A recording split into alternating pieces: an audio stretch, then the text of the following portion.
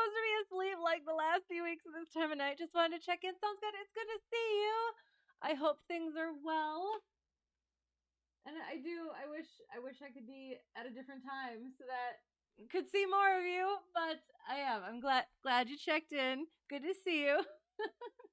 I hope you can sleep well once you actually do get to sleep.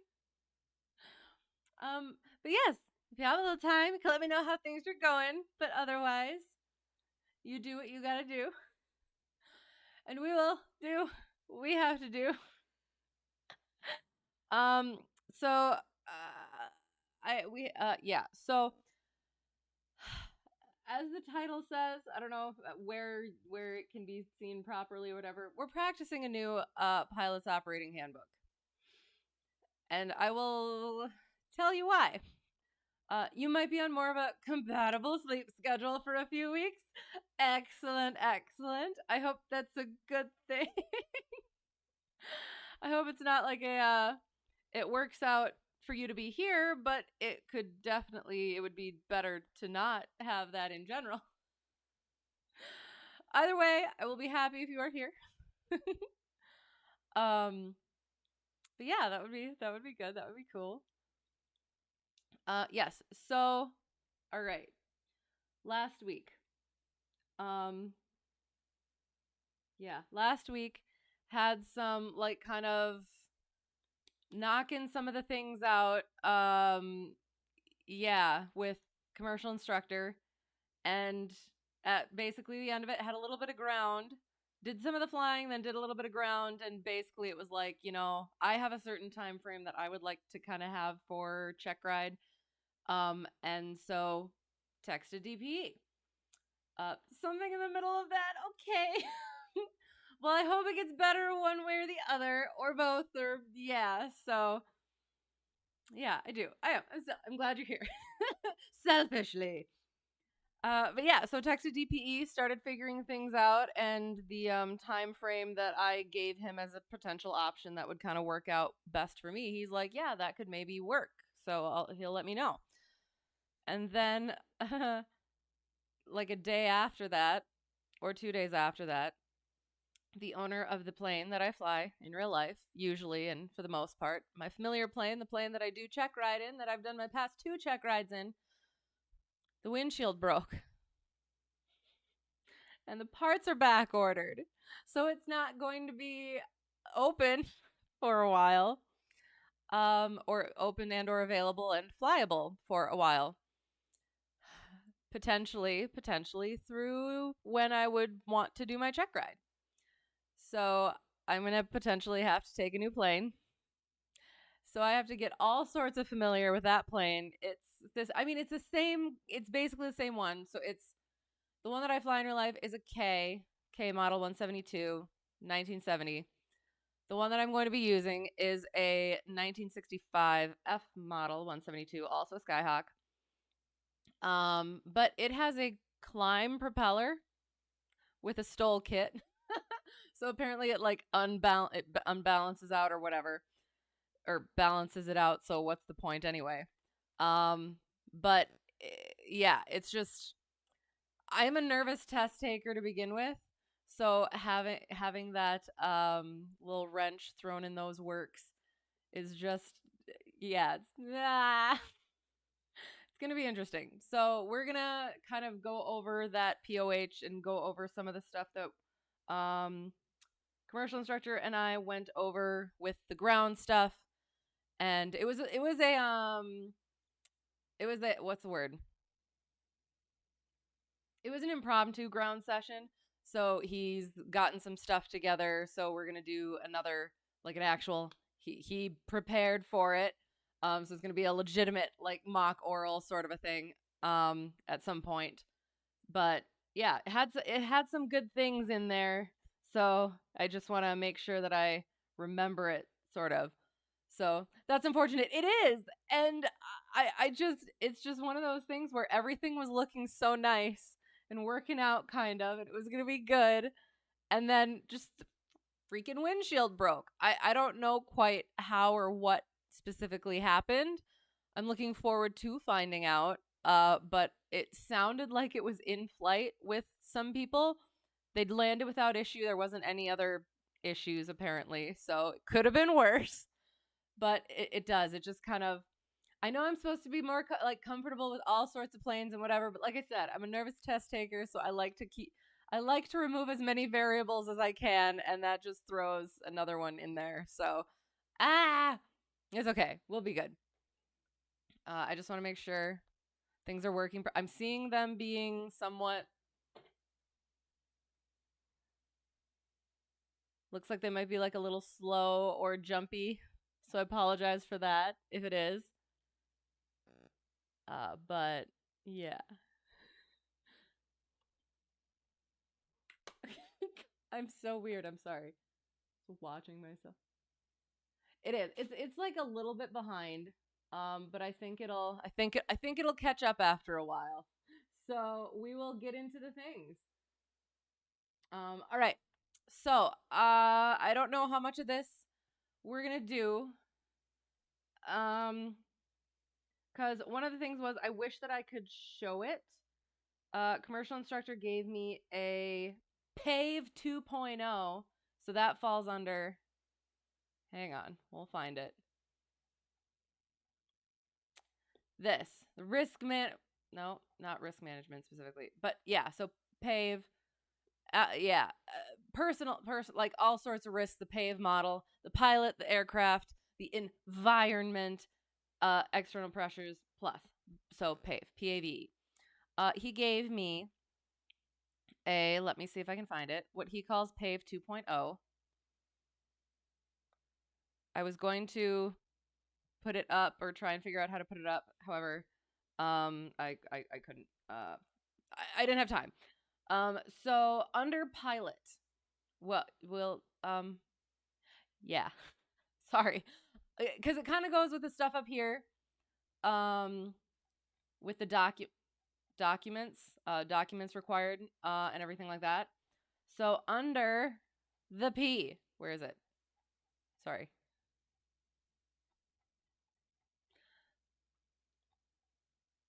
Once we get to the POH, I'm very, very prepared. Okay, so under the P, we have DARP. So it's our documents. And under our documents, stream was a bit buffery and stuttery, but you think it's stabilizing? Okay, sounds good. Thank you. I do. I think for some reason, it just kind of starts out that way, and then it just kind of like starts being able to handle it. I don't know what it is. So thank you for letting me know. I'm sorry that it's like that. But like you said, I do. I think it should be stabilizing and smoothing out as we go. So yeah, so we have you know what? No, I kind of don't want to do that. So under the D for DARP. Okay. So we have pilot, which is DARP, aircraft, which is DEMP, environment, which is Northwest Craft, and external pressure is just a bunch of things. So under the P and then under the D for DARP, pilot DARP is documents. And under documents, we have MICE. So we got medical, ID, certificates, and endorsements, depending on what sort of a plane we are flying. Documents airworthiness. Under airworthiness, the A is I'm safe. Illness, medication, stress, alcohol, fatigue, and eating, emotions, and exercise. And he said something, I think he did him safe, which was H being hydration.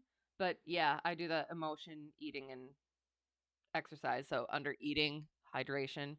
But that is a very good one to remember, the hydration one specifically. So I'll have to keep that in mind for that. Under the R, we have recency.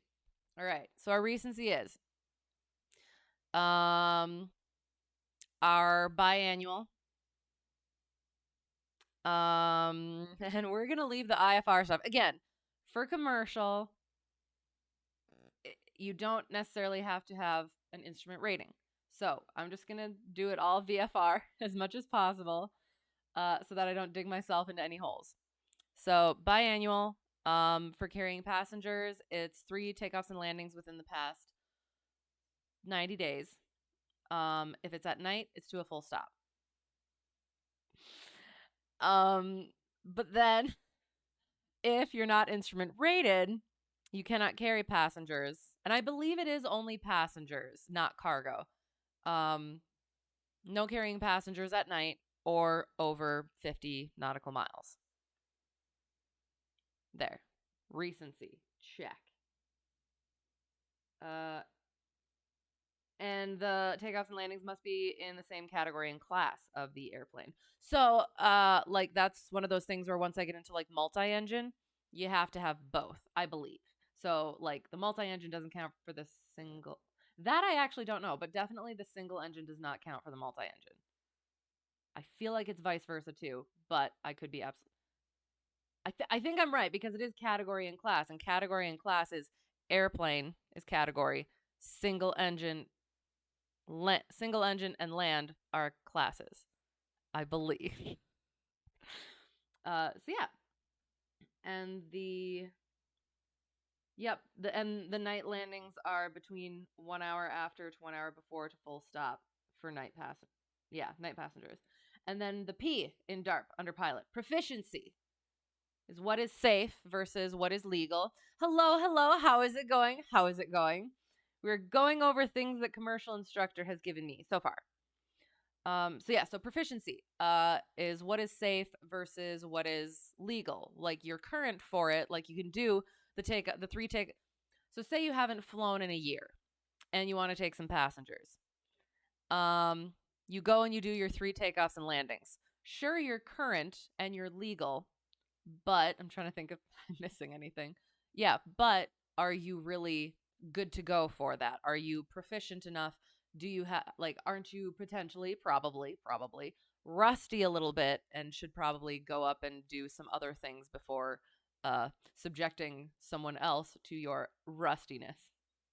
And then along with the proficiency, your own personal minimums, which comes under something else somewhere, and I should probably start writing those out. Although I keep just saying VFR, hard VFR is my personal minimums. Okay, so that was pilot. Those are all the pilot things. Aircraft. So we're on to our A. Aircraft is DEMP. Under the D is our documents, which is 91 point. Oh, and sorry. So for pilot, the D for documents was under 61.3, FAR 61.3, CFR 61.3.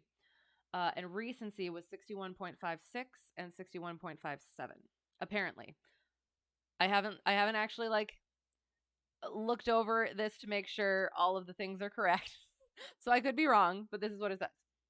So now A for aircraft and DEMP documents is for the aircraft 91.203. We have our airworthiness certificate, which is valid. And now I need to figure out, since I'm potentially going to be using a different plane than I was expecting and that I'm used to, I need to figure out where those documents all are and how all. Yeah, there's just a lot of little things that I've like learned over these past 2 years in the plane that I usually fly that is like second nature now. I know where the things are and all that. So now I have to like speed run learning all that stuff, getting familiar and used to that stuff.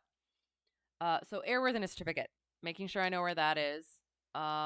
And it is valid as long as maintenance and inspections, required maintenance and inspections are done properly and done.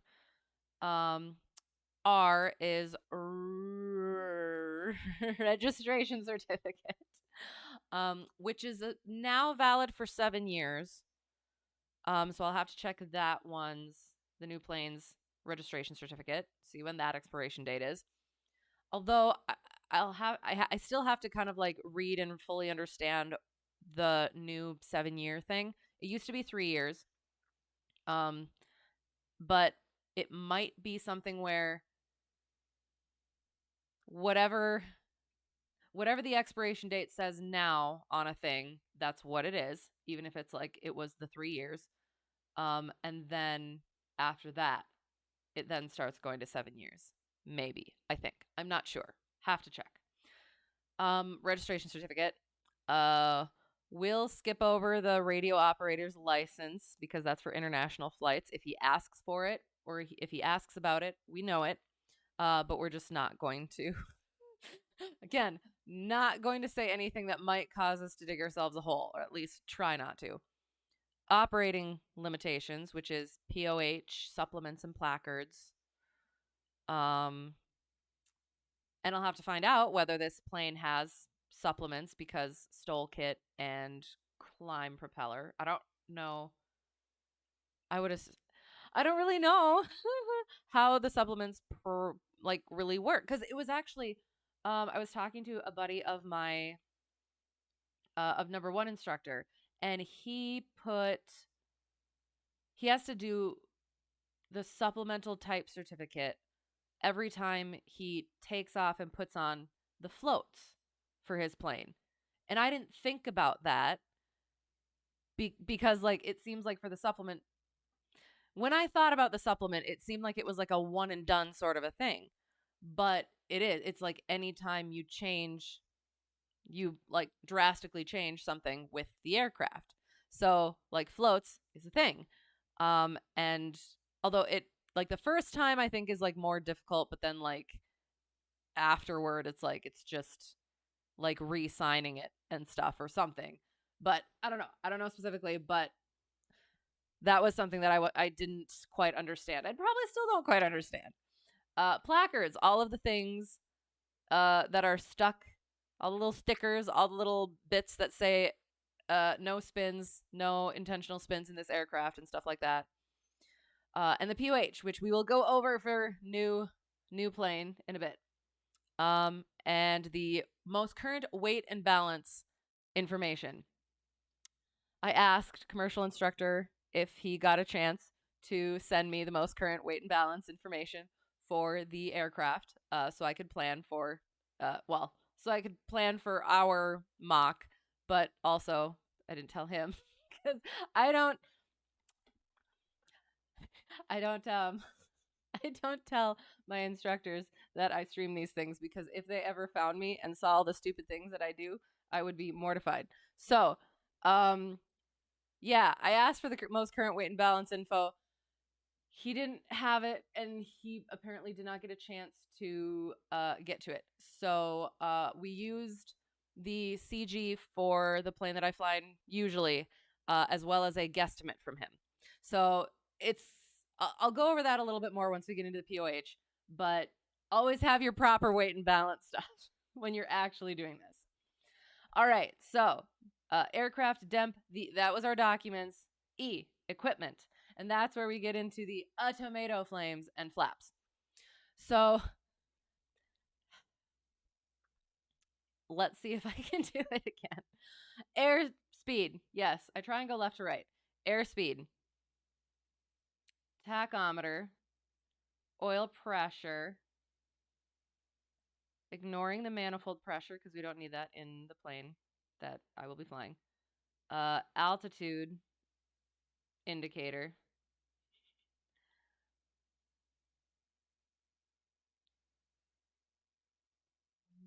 Temperature gauge, but I also don't need that because that's for liquid cooled engines. Oil temperature gauge.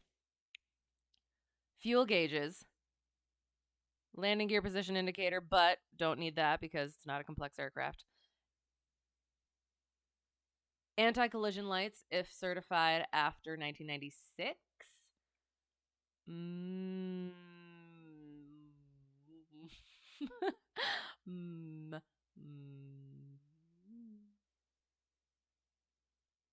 Magnetic compass, ELT, and safety belt. Nailed it.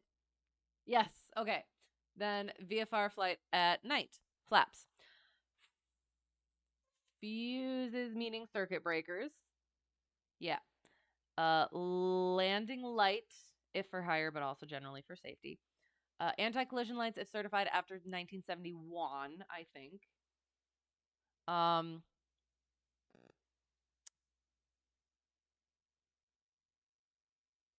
Position lights and source of power, which is generator, alternator. I believe the one that I'm going to be flying is also an alternator. Excellent. Nailed it. Okay, and that is 91.205. Maintenance, which is Aviate for Day VFR, is ADs. So we'll go over our airworthiness directives. They are required, must do them. They can be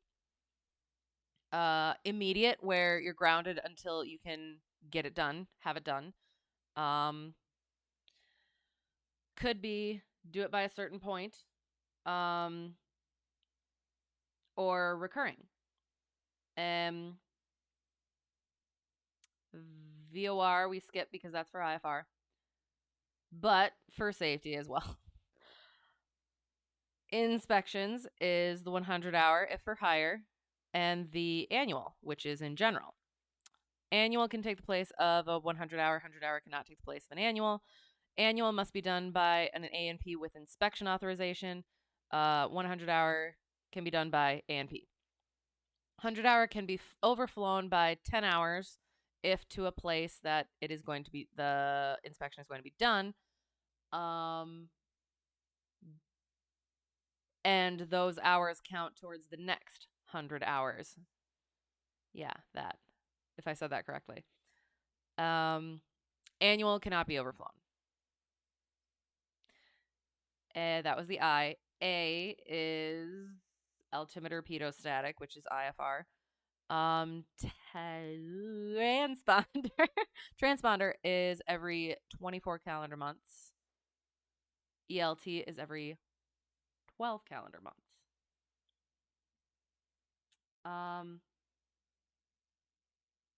Oh, okay. So he has on here transponder if being used. So, but I mean, it's might as well just do it if possible. ELT. The other thing is if it has been used for more than one cumulative hour, if it has been tested and marked down, you can add that up and get it to an hour. Or if it's just used for a long period of time, check it, recharge it, whatever.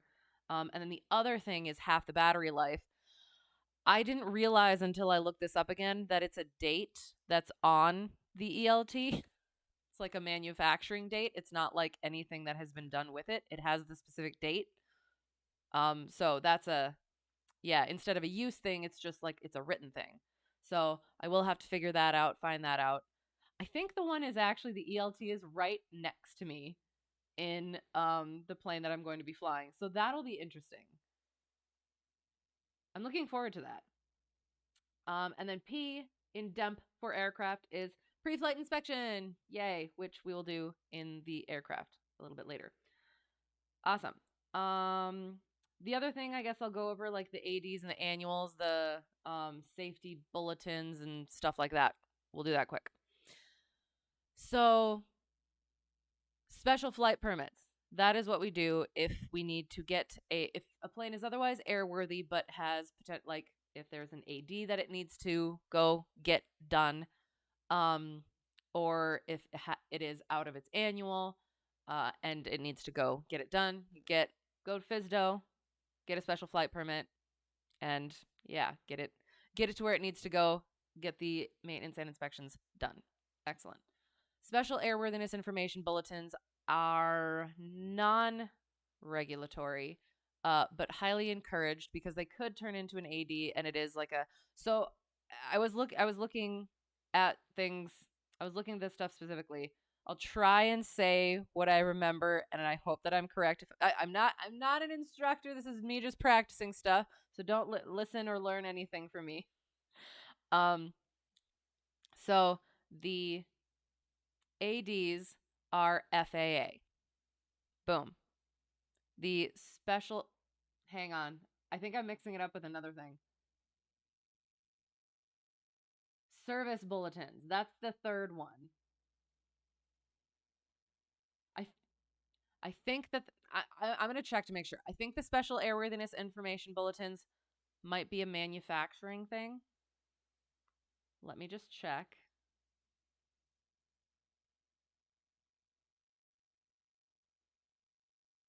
And then the service bulletins are something else.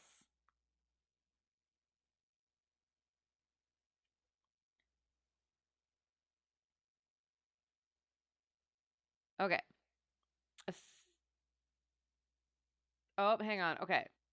So ADs are only issued by regulatory. Hang on. Regulatory authorities. Hang on. And then there's the service bulletin is a notice to an aircraft operator from the aircraft engine or component manufacturer informing of a product change or improvement.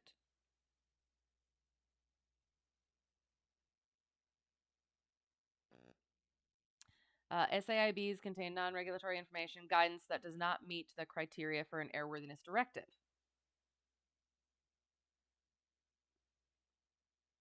So I'm going to have to look at that again. Because apparently I'm getting them a little bit mixed up. So yes, ADs, regulatory, SAIBs, not regulatory, but highly encouraged. We'll just go with that. Yeah. Think we got that. Environment. We're on to environment. For environment, we have NW craft, which is 91.103. All right, we have our NOTAMs. We have our weather. We have our known delays, known ATC delays. Yeah. Oh, shoot. Hang on. Well, I'll go over them and then I'll go back through with more detail. Known ATC delays, runway lengths and information, runway data, airspace,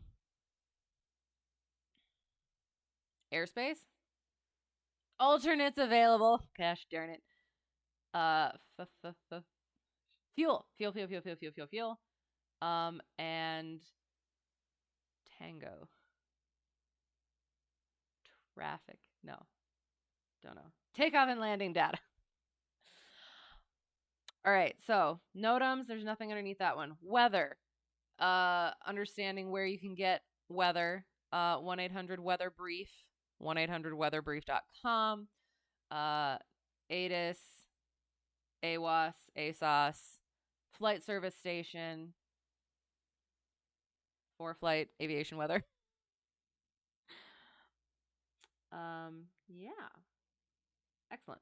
Known ATC delays, nothing under there. Runway data, length, width, obstacles, lighting, composition, and slope.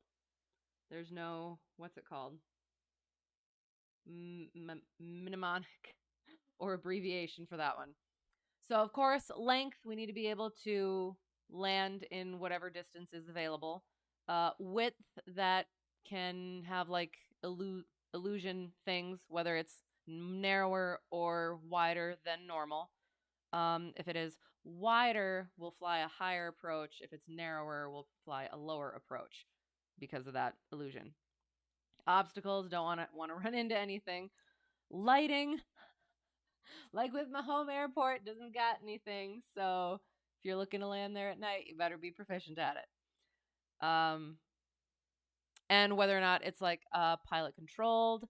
And another thing potentially probably is if you know what kind of lighting an airport has, and while you are lining up and on final, you notice that it is not what you were expecting, you might be at the wrong airport. Da, da, da, da. So yes, knowing all the things. Composition, hard surface or soft. Yeah, depending on whether you're proficient in whichever one, I guess. And if it's like, again, my home airport, where if it has been precipitating a lot in one form or another and it's a soft surface, you might get stuck or it might not be that great of a field to land on. So yeah, being aware of the things as well as the slope, more illusion things. So if it is upsloping, you will fly a lower than normal approach. Yes, a lower than normal approach, because you're looking at the landing portion of it being slightly further from you, I believe. And then if it's downsloping, you will fly a high, lower, higher than normal approach. Yeah, that. Whatever's the opposite I said the first time. Yeah, higher than normal approach. There we go. Da-da. Ah. Oh, and also taking into account if you have to do short landings, if you're landing down slope, that is going to take a little bit more space, length of the runway to actually land. Whereas if it's upslope, that'll stop you kind of quicker. Alternates available. So yeah, so making sure that you have an exit strategy if anything goes wrong. Fuel required to the destination plus 30 minutes.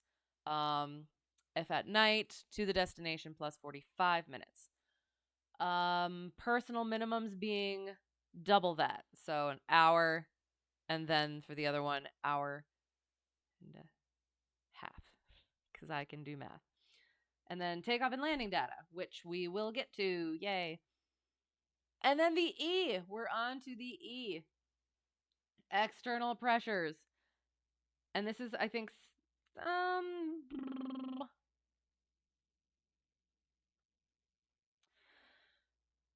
was going to say this could be specific for commercial, but I guess not really. It's just general. So are there passengers waiting? Are there passengers here who want to take off and go somewhere?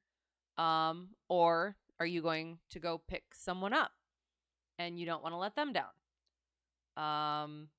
Being aware that if something is wrong, that shouldn't matter. I mean, like, it does. It doesn't feel good, but you got to do what you got to do. Is there an important meeting that you're supposed to get to, or somebody else has to get to? If it's not good to take off, you shouldn't be taking off. Are you going to a check ride? Make proper decisions, even if you're going to a check ride. Especially if you're not especially, but like, yes, that also counts. Did you do a rushed pre-flight? Probably shouldn't do that.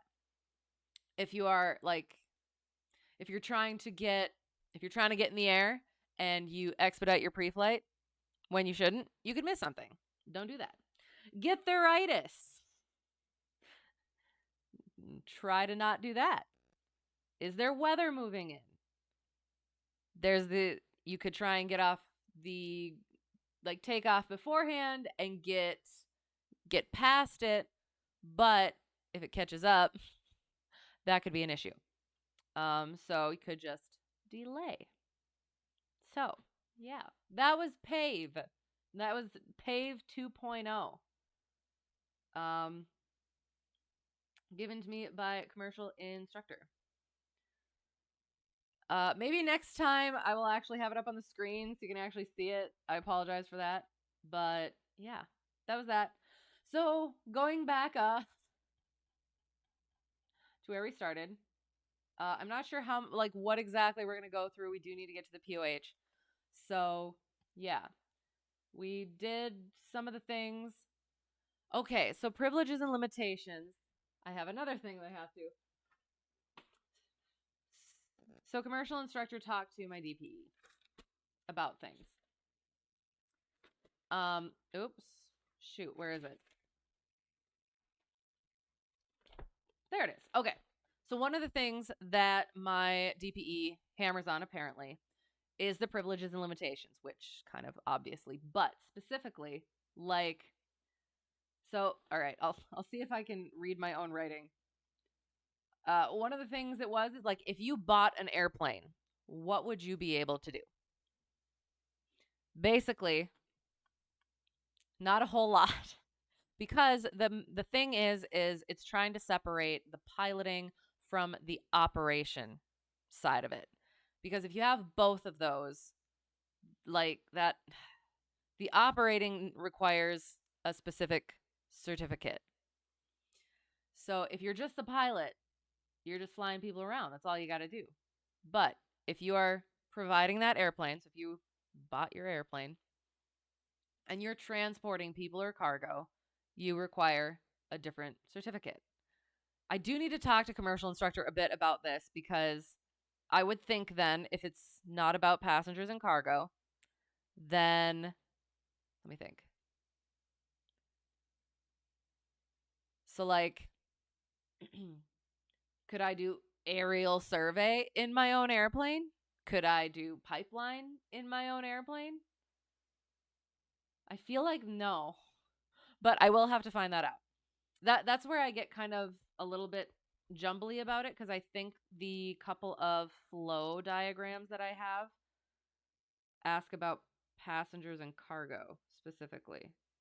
Where is it?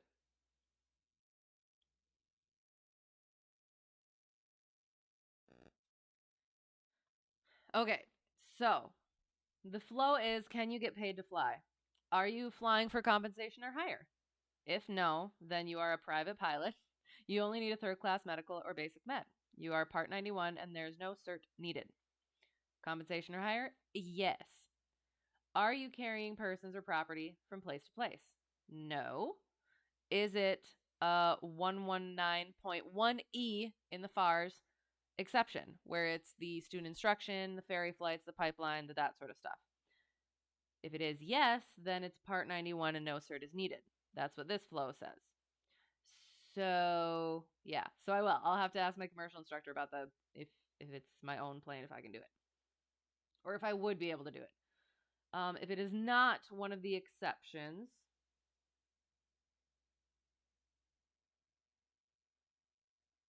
I'm just trying to figure out what would be another part of it that wouldn't be one of the exceptions.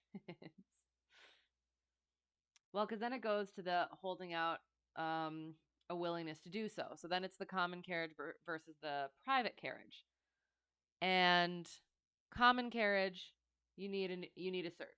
You specifically need a cert. I think I need to look at the other one. Hang on. Because there's something weird. I have two separate flow diagrams for this, and they don't quite agree.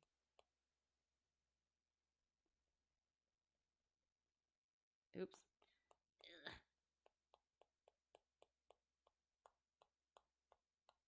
There it is. Okay. Am I being paid? Yes. Who is providing the aircraft? The passenger is providing the aircraft. So if I'm okay, so who is providing the aircraft? If I provide the aircraft, am I carrying people or property? No. Then it's one of the one of the exceptions.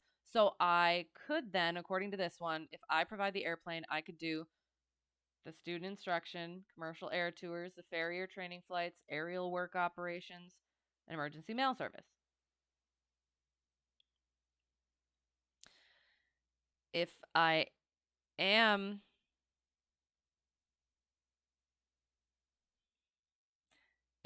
providing the aircraft,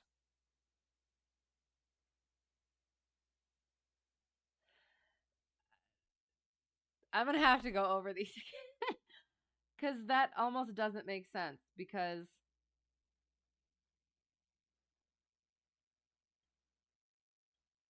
it's saying if I'm providing the aircraft and carrying people or property, if I'm holding out, if I'm not holding out and it's only by contract, that doesn't sound right at all. But I could be absolutely wrong, I guess.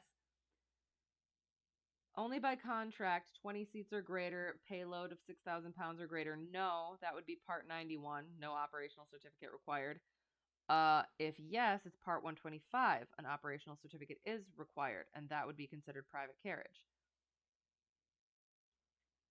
I don't know. That seems kind of sketchy, to be honest. If I am holding out, if it's scheduled, yes, it's Part 121. No, it's Part 135, and an operational certificate is required for both of those, and that is common carriage. I don't know. I'm gonna have to go over that one. So we'll continue going on with these bits. Oh, and one of the things that he says is, like, okay, for Checkride, are you here getting a charter certificate or a pilot certificate? Charter certificate is for the plane. The pilot certificate is for the me. The answer is always C. Absolutely. Hello, hello. How is it going? How is it going? How are things? How are things? Ugh. Yeah, we're getting deep into the tediumness, so I apologize in advance. And there's a lot of stuff I still have to ask my instructor about, so I'm just over here being confused. So, welcome. um, and yeah, and then just overall, like, what can you do without getting another certificate? So yeah, so I'm gonna have to go over those couple of flowcharts with my commercial instructor and just really kind of figure out. Hello, hello. Stu222, how's it going? How's it going? Thank you for the raid. How was your stream? How are you? Hello, how's it going? Good to see you. Hi, how's it going? Welcome. I hope you're all well. We're practicing commercial mock Checkride stuff. So it's a little tedious right now. But we're gonna get into the plane pretty quick. Well, not pretty quick. We gotta go over the POH. Hello, hi.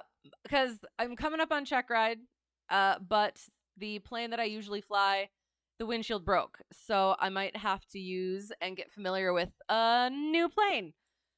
Amazing. Excellent. Right before Checkride. Sounds great. So we're going over that POH in a little bit. So right now we're just going over what apparently my DPE really likes, what he kind of hammers on.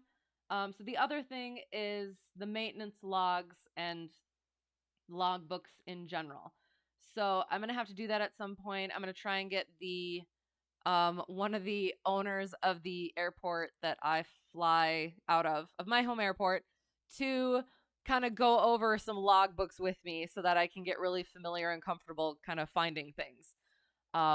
You flew the C337 Skymaster doing some VFR group flying, then did VFR FF firefighting below the Houston or what does that mean? I don't know. I'm sure I know, and I'm blanking. I'm sorry. Below the Houston Bravo, nice. In the Turbo Baron, steam gauges only. Excellent. That sounds fun, and it went well. Yes, and hello. Yeah. So, because one of the things that my commercial instructor said is that there were probably some flights, some planes that he probably shouldn't have taken. Going over the logbooks, or like if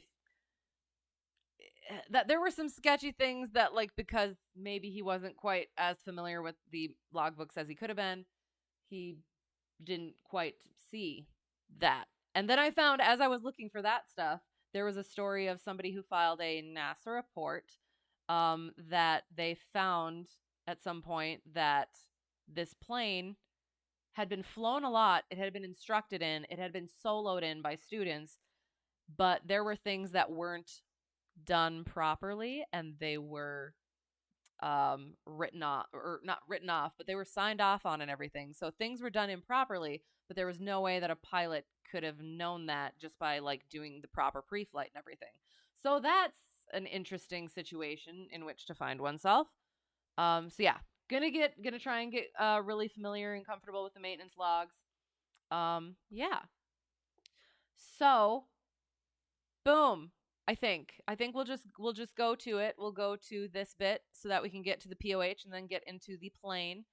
The other thing is I think that he is really into emergency procedures as well. He didn't mention it specifically this time, but it could be a thing still. So yes, so I just picked a flight, and I did actually do some prep this time. So we'll go over the things. We're starting at KPNC, and this is just pretend this is just a flight plan. We're not going to fly this whole flight. It is 458.6 miles. So this is just for planning purposes and sectional purposes. So our plan was, actually, okay, so we start at KPNC and then shoot. Yes, okay, so I do have this over here. So the plan is to go, hang on, I got to get out of this. Nope, that's not correct. There we go. So DPE will give me a cross-country flight from his airport to another airport. And then I have to flight plan it. So commercial instructor gave me a plan, or gave me a cross-country flight from his home airport to another airport, but with the added thing of going and picking up one of his buddies on the way.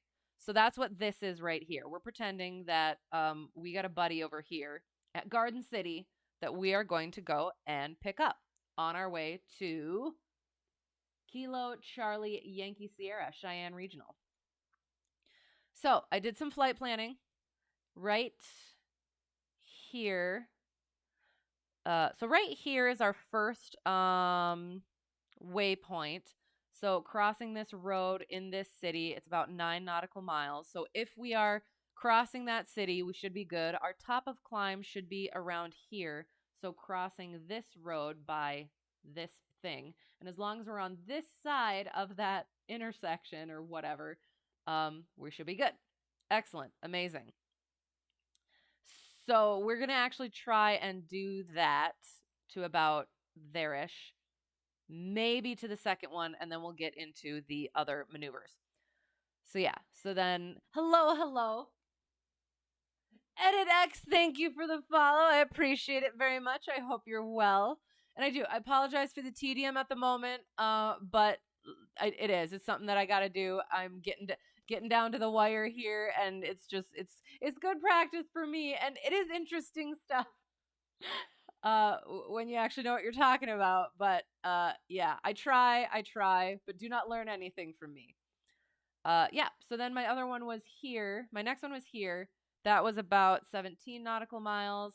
It's about at this intersection. Yeah. I did not do the timing of it, although we could actually, because I got stuff. I did the things. I did all of the things. We'll get to that. So we'll be getting to about there. All right, excellent. What do we have here? We have an MOA that we need to be aware of. So this one specifically says here, Vance 1B MOA has extensive student jet training 7,000 feet to flight level 240.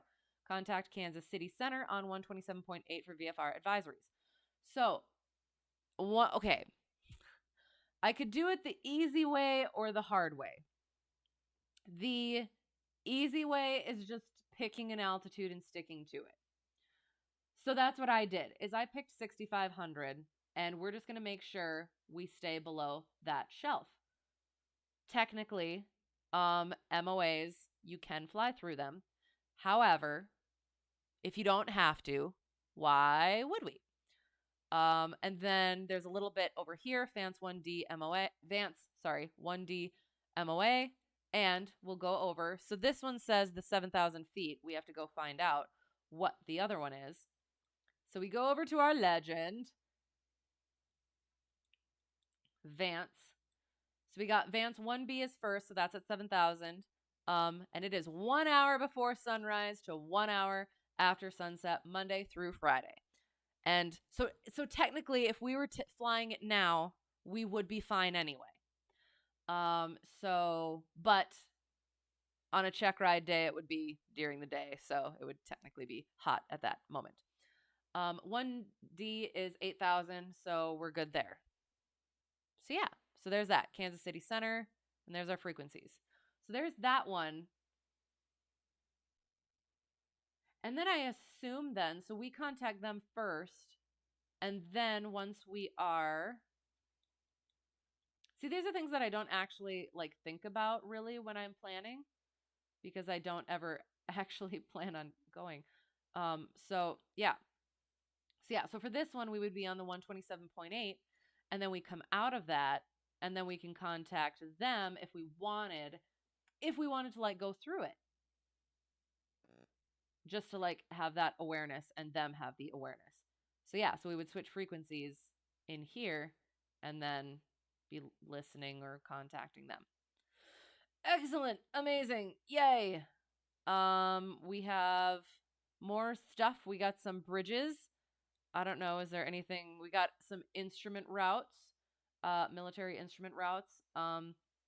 And I believe, yeah. So the three number ones are, they have some section that is above 1,500 feet.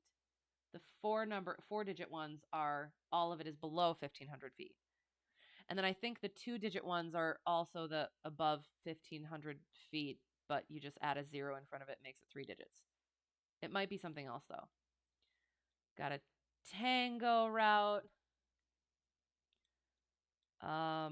Victor route.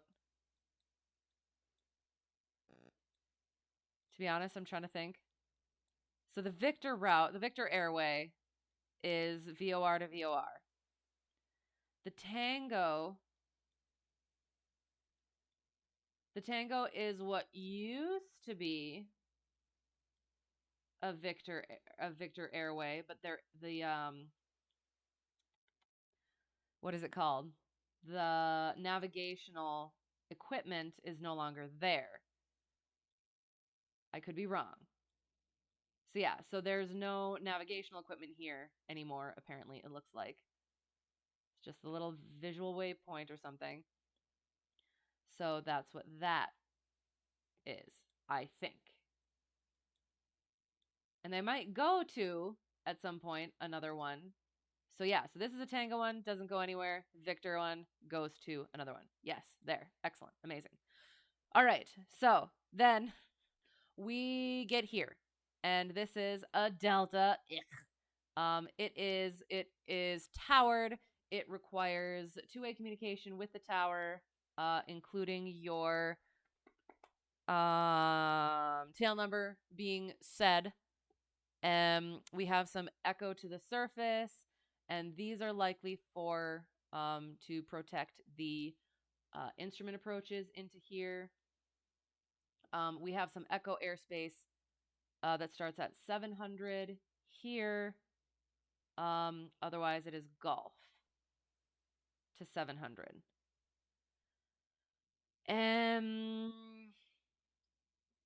Yeah. We've kind of gone over a lot of everything else.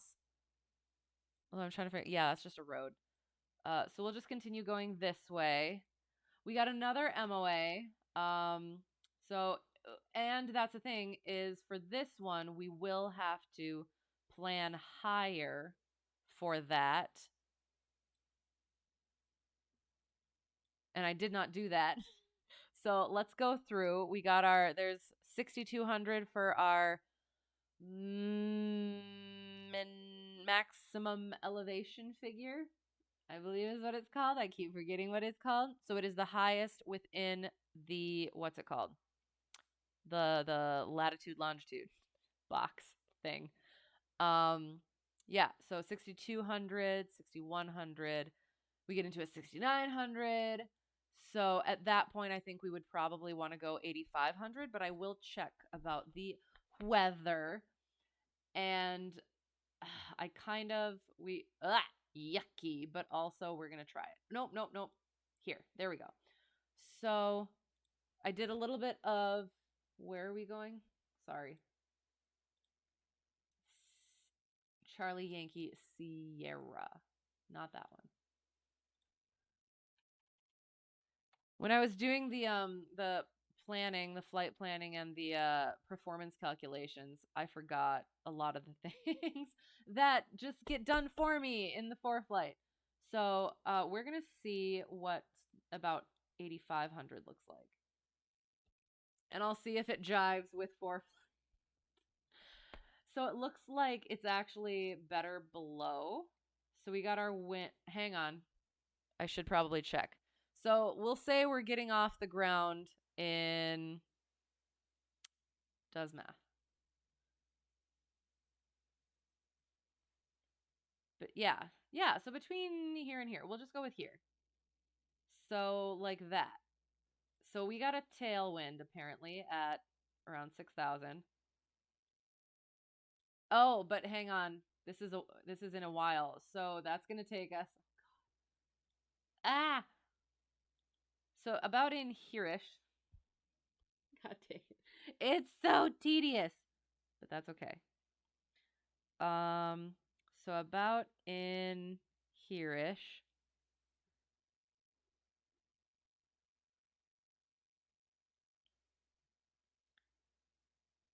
We will have taken approximately, hang on. Let me find it. There. So we'll go there. So by the time we get, okay, we'll just do by the time we get here because that's solid. So by the time we get here, that will be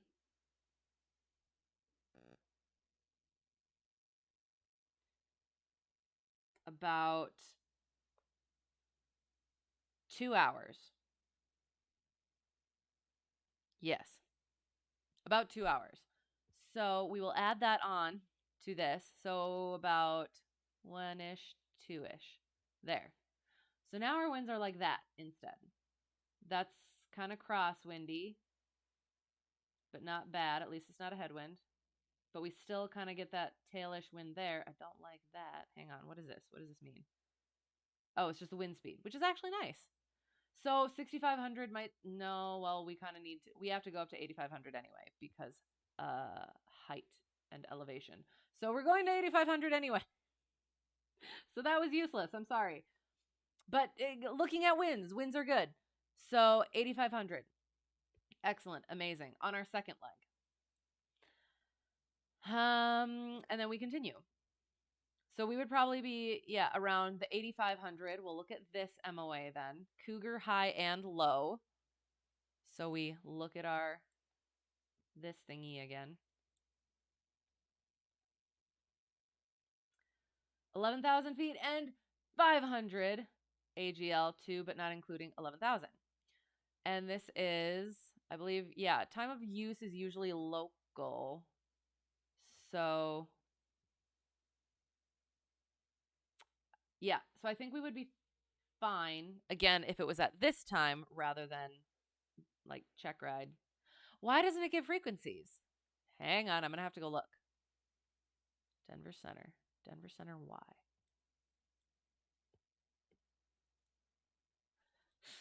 Sleuthing.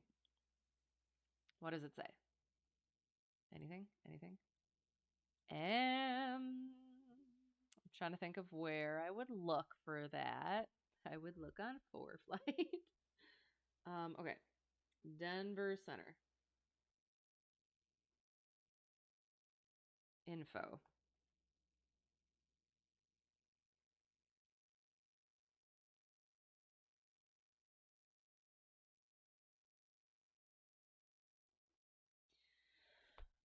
I mean,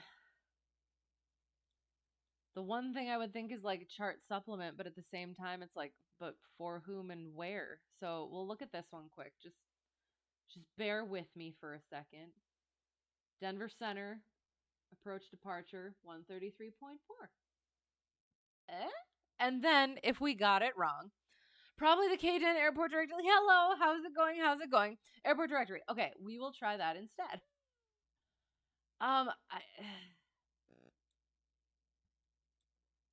It's like it would. Oops, this one. Oh, that's Cheyenne. Hang on, I gotta find Denver. Reminded me of that time I was trying to go to Colorado Springs in the sim, and all of a sudden I was going to Denver. I didn't want to go to Denver. There it is. Okay. Denver. Let us check the things. There we go. All right. Continued on next page, so I guess we'll find that out. Here at Spaceport, Denver International. Continued on next page. La da da da. Okay. Communications. ATIS, Unicom, RCO, approach control, final control, tower, ground control, clearance delivery, departure control. I'm not sure, to be quite honest. Airspace, Class Bravo, VRR test facility, VOT. Did it even have a center on there?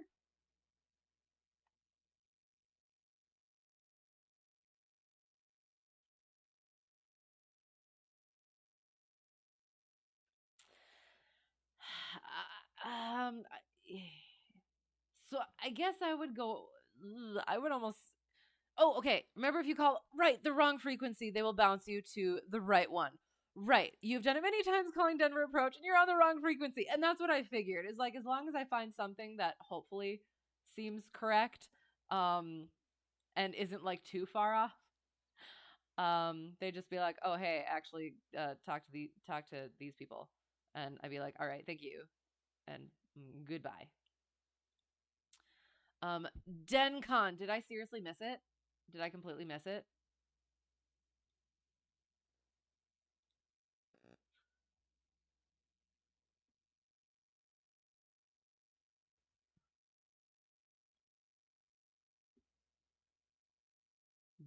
Den.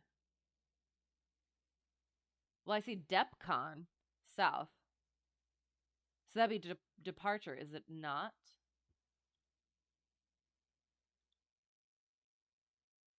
So this is the one we'd be flying over. And that's what I kind of like to do. I like to, as I'm flying, if I'm doing like flight following or something like that, I like to look at what the center says for the airports that I'm flying over or near, because that's potentially usually what they're going to give me next. So yeah, so this one says Denver Center approach departure control 132.7. So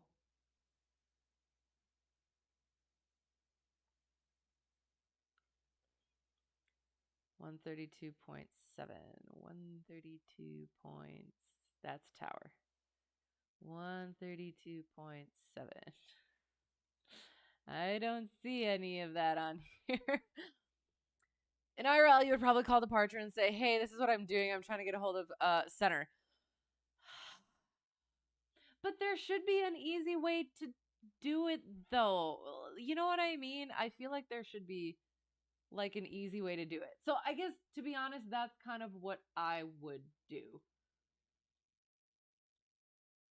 Is I would just find what the center is for whatever I'm flying near or over. Yeah. So I wonder, hang on. Where is it? I wonder if, is it because there's like multiple frequencies for this?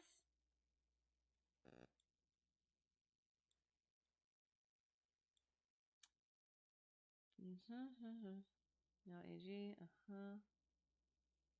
And or let's contact flight service for information. There we go. Yeah.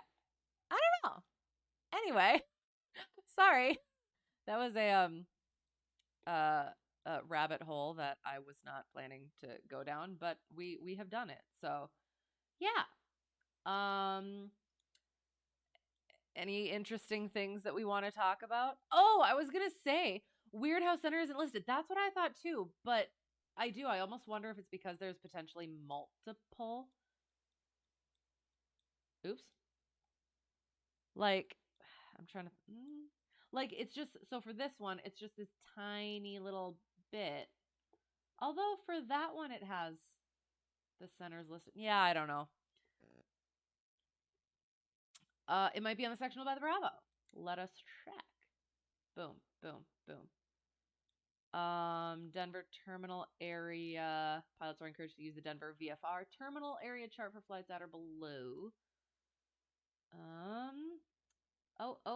Intensive USAF student training within 22 DME of Burke. See supplement special notices for details. Supplement special notices. I mean, maybe. But I mean, also it's over there, so I feel like if they actually had something, they would put it. They would put it like here. I don't know. I'll have to talk to commercial instructor about that. Interesting. Shoot, I had a thing, and then I forgot the thing. What was the thing? Shoot. Let me think. It was important. Maybe not very important. Apparently not very important.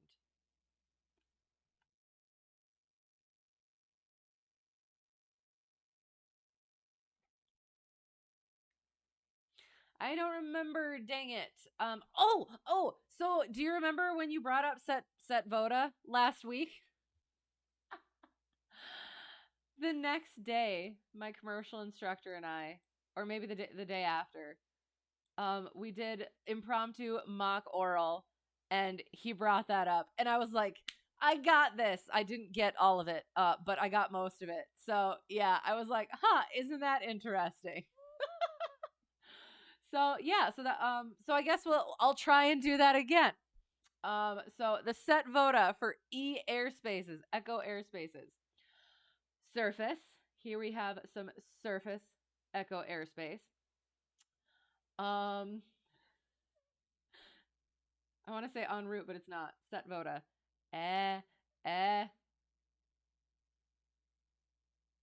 I'll move on. Transitional, which is it this one? This one? Because it's, no. Honestly, I'm not sure. Why do I want to say VOR? Oh my God, I haven't practiced it in a while. Extension, that one. Oops, sorry. Extension. Because the director domestic en route, that's the D at the end.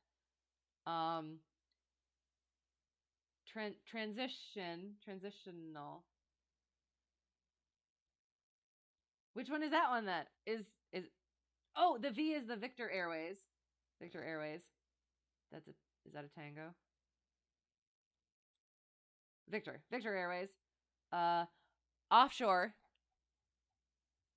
Let us look at some offshore echo. So we have this funky looking thing right here, where it's 5,500 on this side, and I assume 1,200 everywhere else. Kinda wish we had one where that's a funky looking one.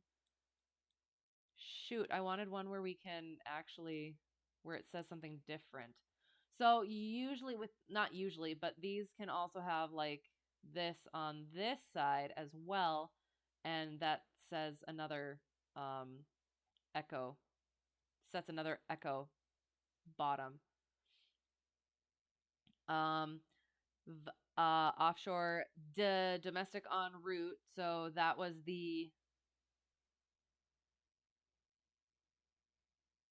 that's just the 1,200, right? The general 1,200. And then the altitude one was the 14,500. Right? Anywhere that's outside of the blue shady stuff. All right, excellent. Surface is the dash magenta line, which we found. Boom, there it is. E equals extension, the box to protect the IFR approaches. Boom, there it is. It's kind of both.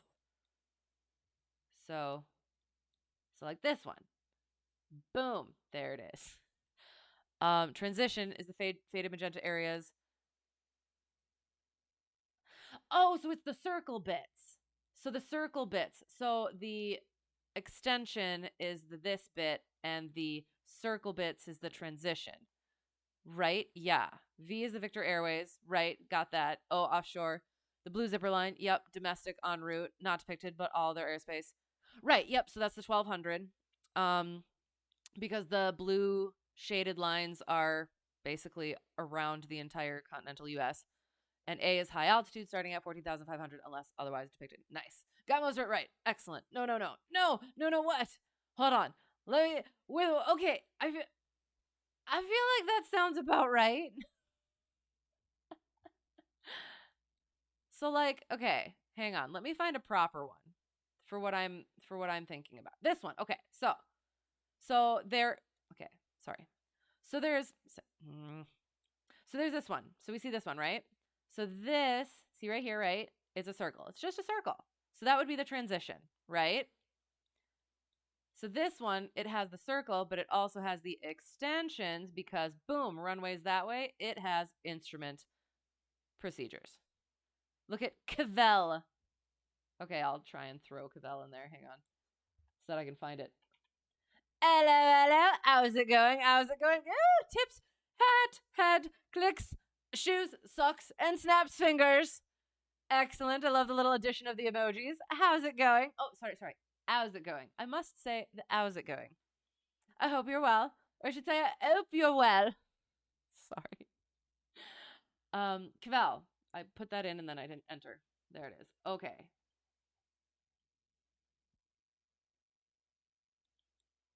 I don't know. I feel like have the circle around the airport. Right. That's the magenta dash line. Then you have the rectangle that extends outside of. Right.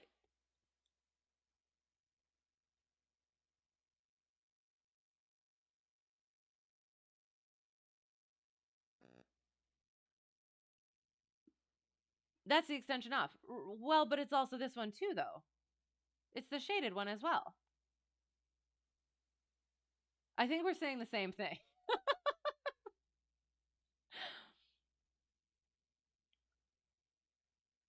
Although that one's interesting. Hang on. So there must be. Hang on. I actually kind of want to look at this. Is there? I wonder if there's like an alpha or something here.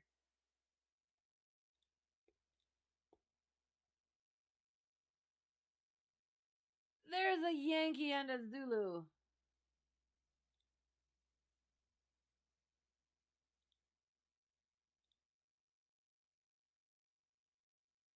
So would it be coming from there and go to there? Oh, I don't know.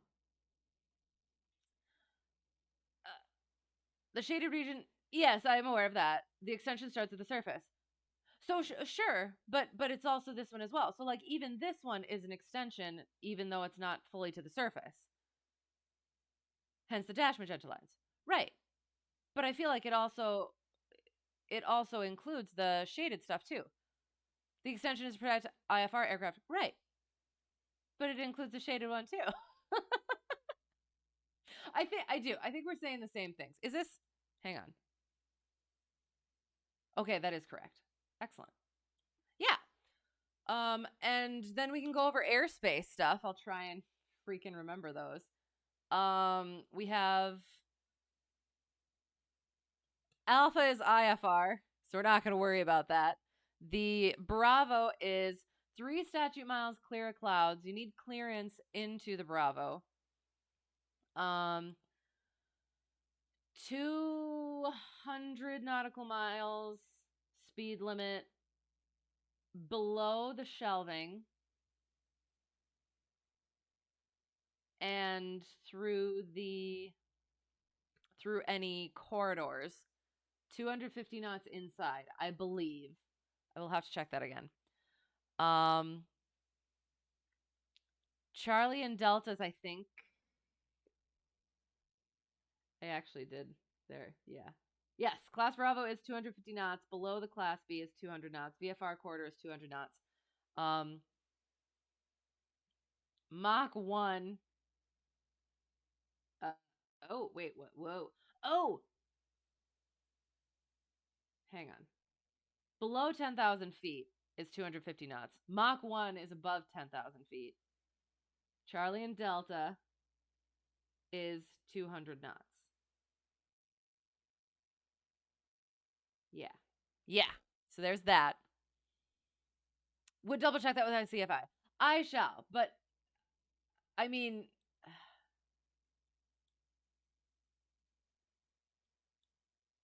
I don't know. It's doing the same thing because you don't want if people are coming in, you don't want the even if it's not to the surface, it's still protecting some of the airspace above it, just a little bit more. That's how you were taught. Okay, I will check. I will definitely check. And then what things have I said? In the Charlie Delta Echo, 3 statute miles, visibility 1,000 feet above, 2,000 feet to the side, 500 feet below, clouds during the day and at night.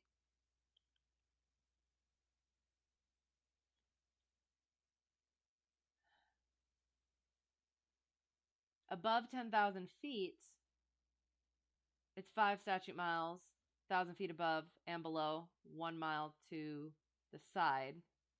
And then there's golf, which is funky. So during the day, 1 statute miles, clear clouds. Below 1,200 feet, AGL, and 10,000 feet, MSL. At night, it's the 3125. But then if it is above 1,200 feet, it's 3125. Again, I think, I will look, I will make sure of this. And then above the 10,000 feet is also the 5111.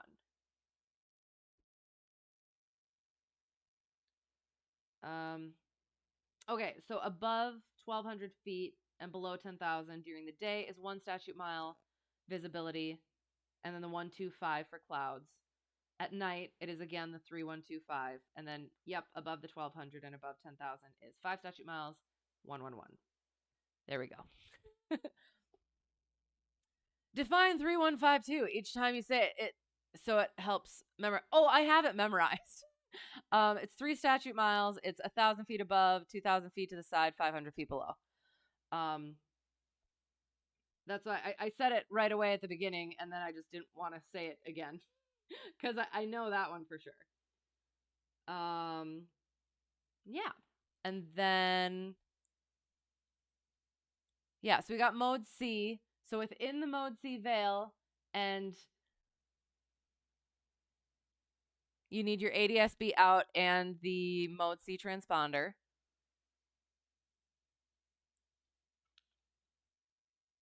And you need your ADSB out above 10,000 feet.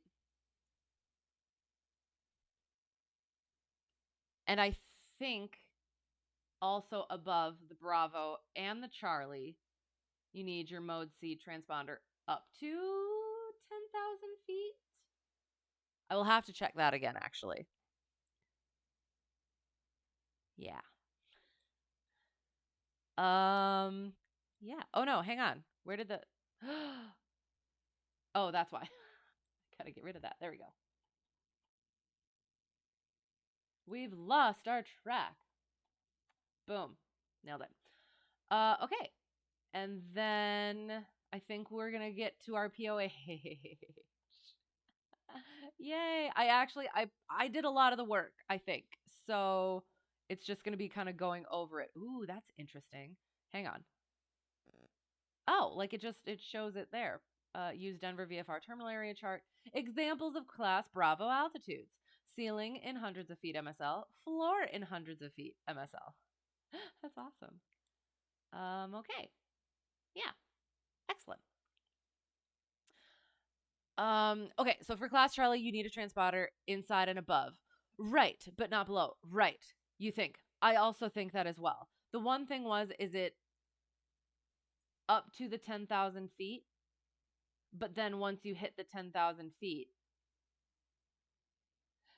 this is going to sound bad. I'm trying to remember. I know you need ADSB out above 10,000 feet. I don't remember if you need a transponder above 10,000 feet. I should probably check that. Also, for route planning, highly recommend following Victor Airways. So if your GPS explodes, you have VOR navs. Fair, but also, one of the things is,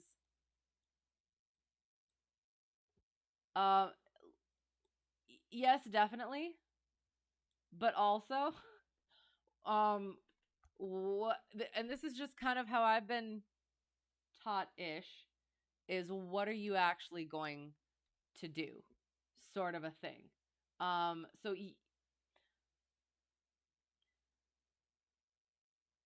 So when you have your GPS, you're going to follow the most direct route. If you lose your GPS, then you're hopefully aware of kind of where you are. So say you lose your GPS here, right? Then you can go ahead and boop it to there. You know what I mean? So like have the things, be aware of those things, but other than that, you can go the most direct route. You do what you've been taught.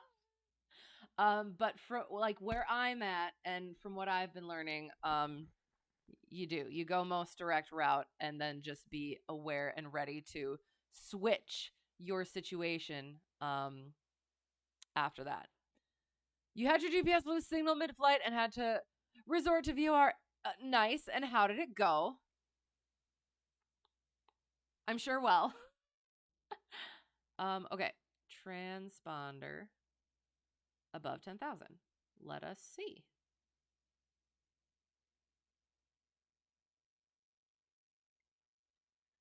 If you wish to operate in Class Alpha Bravo or Charlie airspace or at an altitude of over 10,000 MSL or within a 30 nautical mile radius of the primary airport in Class Bravo airspace, you'll need a transponder and altitude encoder, commonly referred to as Mode C. So, yes. So, the Mode C veil, everything about this is also true above 10,000 feet MSL, according to this, potentially.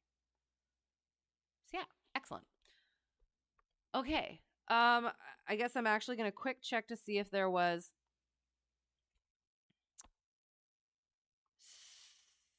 So I have to check on this. Commercial instructor and I had a sort of disagreement about the airspeed thing, where he was thinking that it was the airspeed is 4 nautical miles from the airspace rather than the airport, and I thought it was just like within the airspace itself. So I do need to check on that, and will report back. Other than that, yeah, we're gonna go to the POH. Dun da da dun. Okay, so this is again the airplane that I fly in real life that I'm most comfortable with, that I've taken both of my check rides in, that I was going to take this check ride in. Broke a windshield.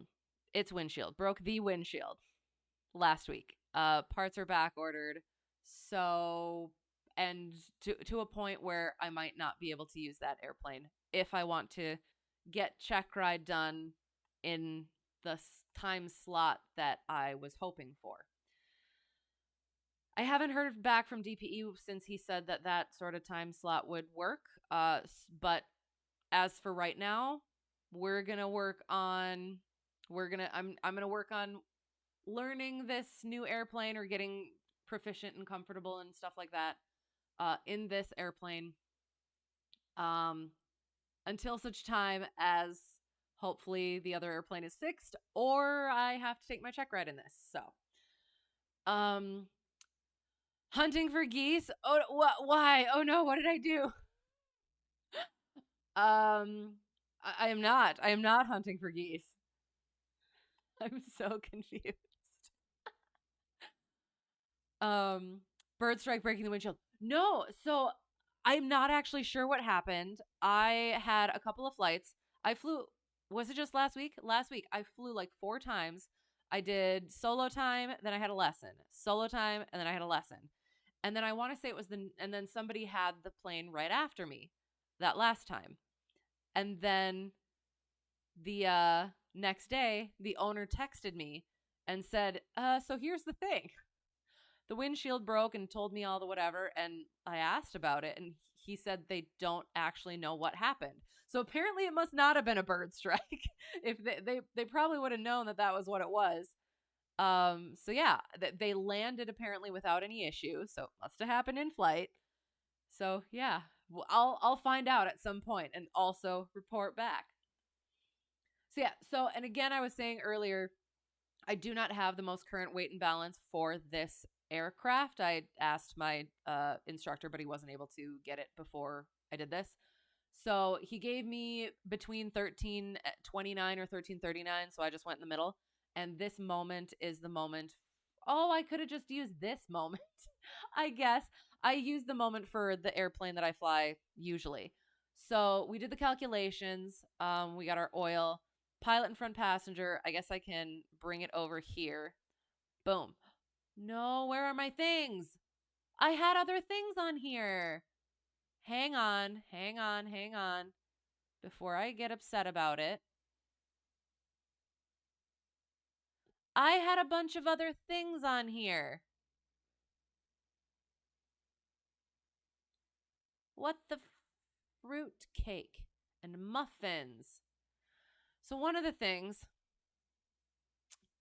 wonder if some hot hit it. Wiegand didn't pressure cracked it. Maybe. I'm not sure. I will. I will find out. I am curious. I'm hoping that yeah, I'll find out. I'll find out. So yeah, so this one is weird. It's got a code, which is fun. So you do this for the pilot. Here's the fuel, rear passengers, baggage. So one thing that I thought was strange, I'm going to have to talk to commercial instructor about it again. So we have here on the sample, I'm sorry, I don't want to keep flipping it back and forth, so hopefully you can still read it. So right here, it says it's 36 gallons. However, it's actually full, it's 39 gallons capacity with 3 gallons unusable. So what I did is I extended the line and figured out where 39 gallons was instead. We'll have to talk to commercial instructor, but that's what I did because that's for weight and balance. 36 gallons you use for endurance and stuff, but for the weight and balance, you would use the full, I assumed.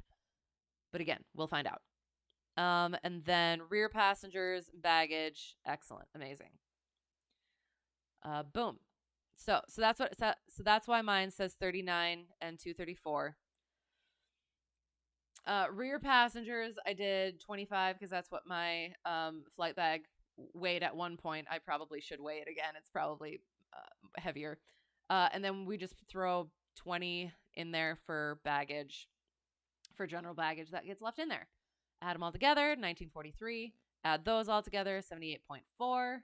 And then we scroll down. There it is. Oh, maybe I didn't. Yeah, I think I did. I must have accidentally deleted it. Your neck hurts, so no. Sorry. You're going to start doing streams, running maneuvers here pretty soon. Nice. Excellent. Practicing for check rides and stuff. Yeah. That'd be fun. That'd be excellent. Okay. So I'll get to this one. So this is our first takeoff is what I figured out. So 1943. Oh, and being able to read your things. So this is so weird. So it's 200 and then 240. So this middle one is 220. So it goes by fours. Who goes by fours? But again, just be aware of when you're reading your scales that you know exactly what's actually happening. So this goes by twos. 2, 9.2, 4, 6, 9.8, 10. And then there's this one where it's 1950 by 10 or 60, 70, 80, 90. Yep, so it goes by 10s here. This one goes by 0.5s. So this is 72.5. So 70.5, 71, 71.5, 72, 72.5, 73, 73.5, 74, 74.5, 75. So that can be a bit trippy. I want to say, actually, on the written instrument test, I was doing Shepherd Air, and one of the ones, it had an incorrect, the computer scored it incorrectly, and I think it's probably because whoever programmed it read the scale wrong. So, yeah. Check. Yes. And I even like write the stuff down.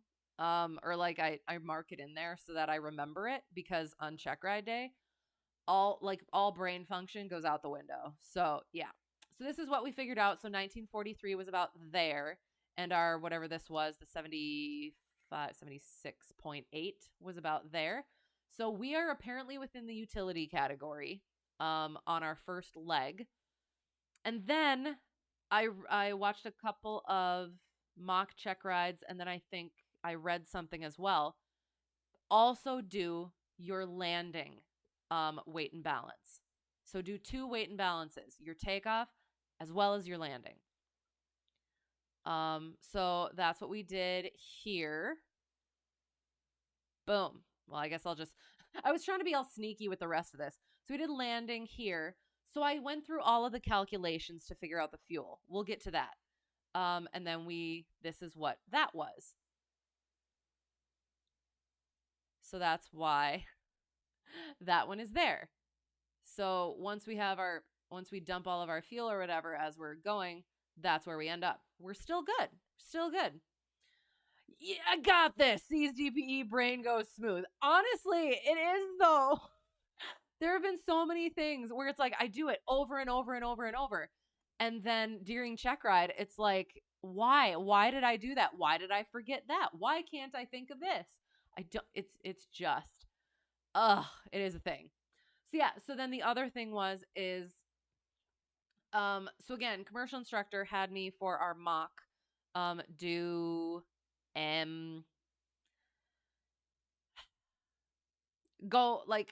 go somewhere and pick somebody up and then continue on. So I figured, and for the ACS, you're supposed to plan to the first fuel stop. But so yeah, so plan to the first fuel stop, but anything within that cross country is fair game for asking sectional or other questions. So I used that as first fuel stop, even though if we weren't stopping there, we could go further. Might as well just fuel up there if we can. So I did it with new passenger, adding passenger to the rear, as well as doing still the full tanks, because we filled up there. So we got 2133 and 91.7. So I left that so we could do it here. So we'll do that quick. It's the nerves, right? It's like taking a final exam. It is. I'm such a nervous test taker. Like, I'm a good written test taker because I can just like sit there and do the things. But with like oral and practical stuff, I'm terrible. So 2150, so 10, 20, 30. And I think it's like way over here kind of, so I'm going to have to there. 30. So it's here and then it's 40, 30. So it's about here-ish. Oops. That was terrible. I hope it's okay. Wait. Oh, I wish I could copy it. Could I copy it? Hang on.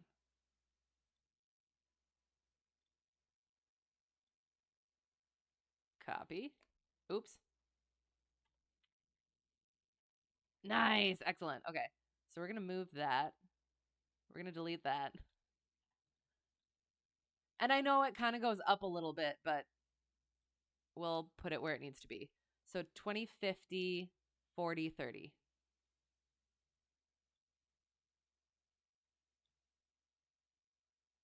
Ish. We'll figure out where the 90, what was it? 91.3? 91.7.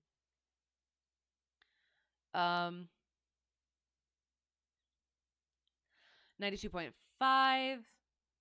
It's here. Oh, okay. So it's over here. Oh, yeah. I was thinking it was going to be outside of the category, but it's not. It is just fine. So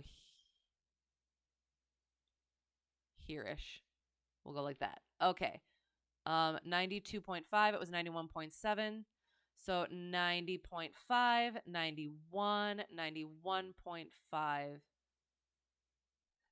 So it's here. 90.5, 91, 91.5, 92. So it's right in here. Boom.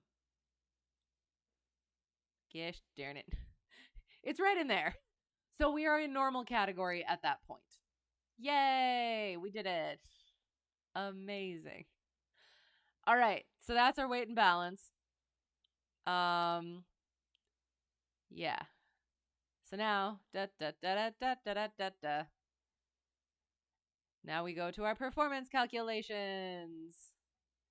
Once we find them. Oh God, everything is upside down. Hang on. Oops. Could have gone the other way. Okay. So, boom. I took the liberty of doing all the things. So I hope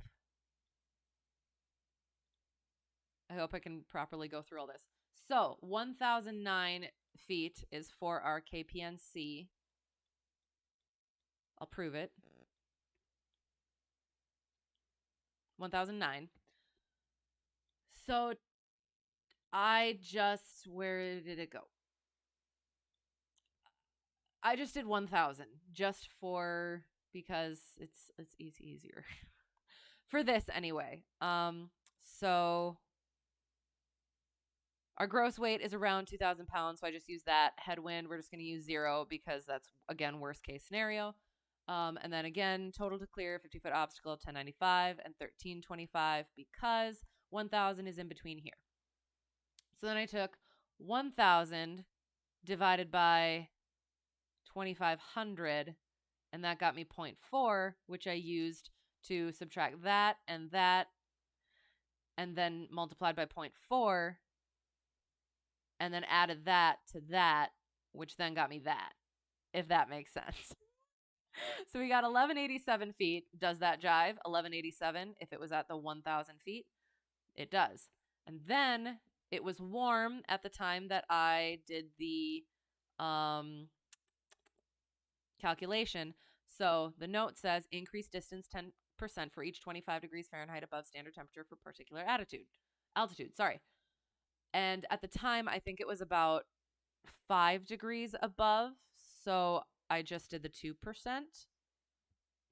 Yeah. So that's what I did.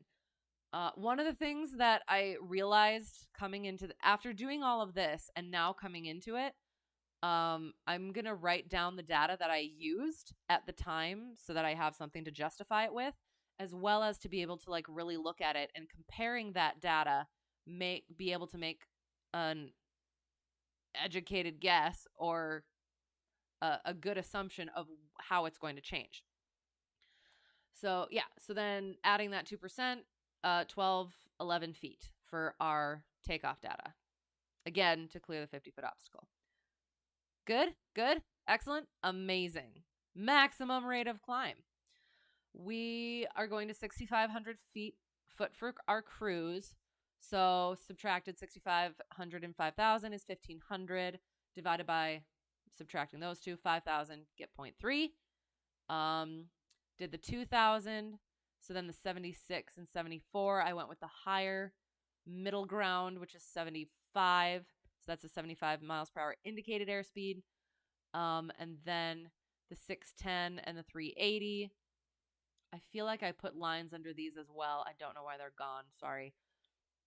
So yeah, doing the multiplication and addition and stuff like that. Does it jive? 541. Yes, it does. Feet per minute. And then for our gallons, did the thing and got 2.7. And since it says from sea level fuel used, I think that means to add the 1. I'm going to have to check again. So 3.7 gallons for our climb. Excellent. And then this was for figuring out the fuel. So I might get back to that, might not. So cruise. Yay. So this one says maximum cruise is normally limited to 75% power. Okay, sounds good. For standard performance, we are not a standard, so we are the Skyhawk, so we're just gonna leave these as they are. Did I add 5% contingency? You weren't paying attention. No, I did not. I'm doing everything specific. So, okay, this is one of the things that I have to think about. So again, private versus commercial. As a private pilot, I would just like add a whole bunch of buffer on it.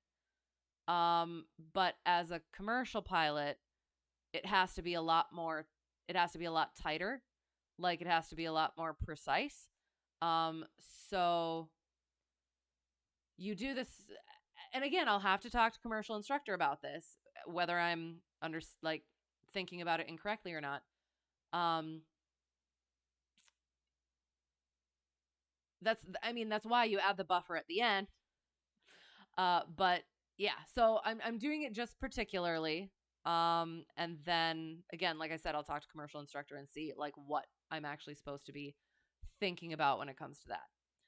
So again, our cruise is 6,500 feet. So between the 5,000 and the 7,500, I went with the kind of the air speeds themselves.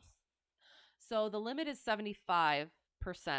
I went down a bit. So the 70, and then the 65. I'll have to talk to commercial instructor about that as well. So between the 124, 123, I'm going to go on the lower side of it, the worst case scenario. So 123 miles per hour.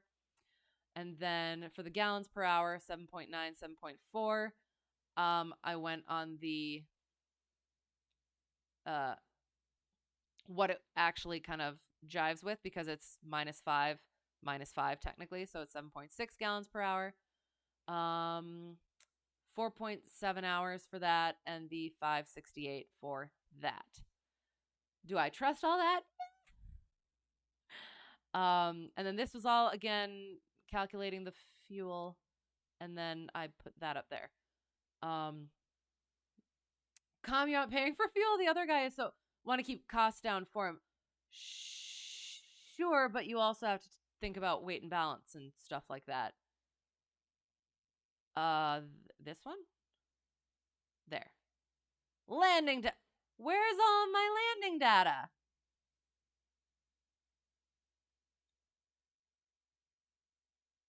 Is that it? Yeah, I guess that's all we needed. So 2,300 pounds. Approach indicated airspeed 65. And then the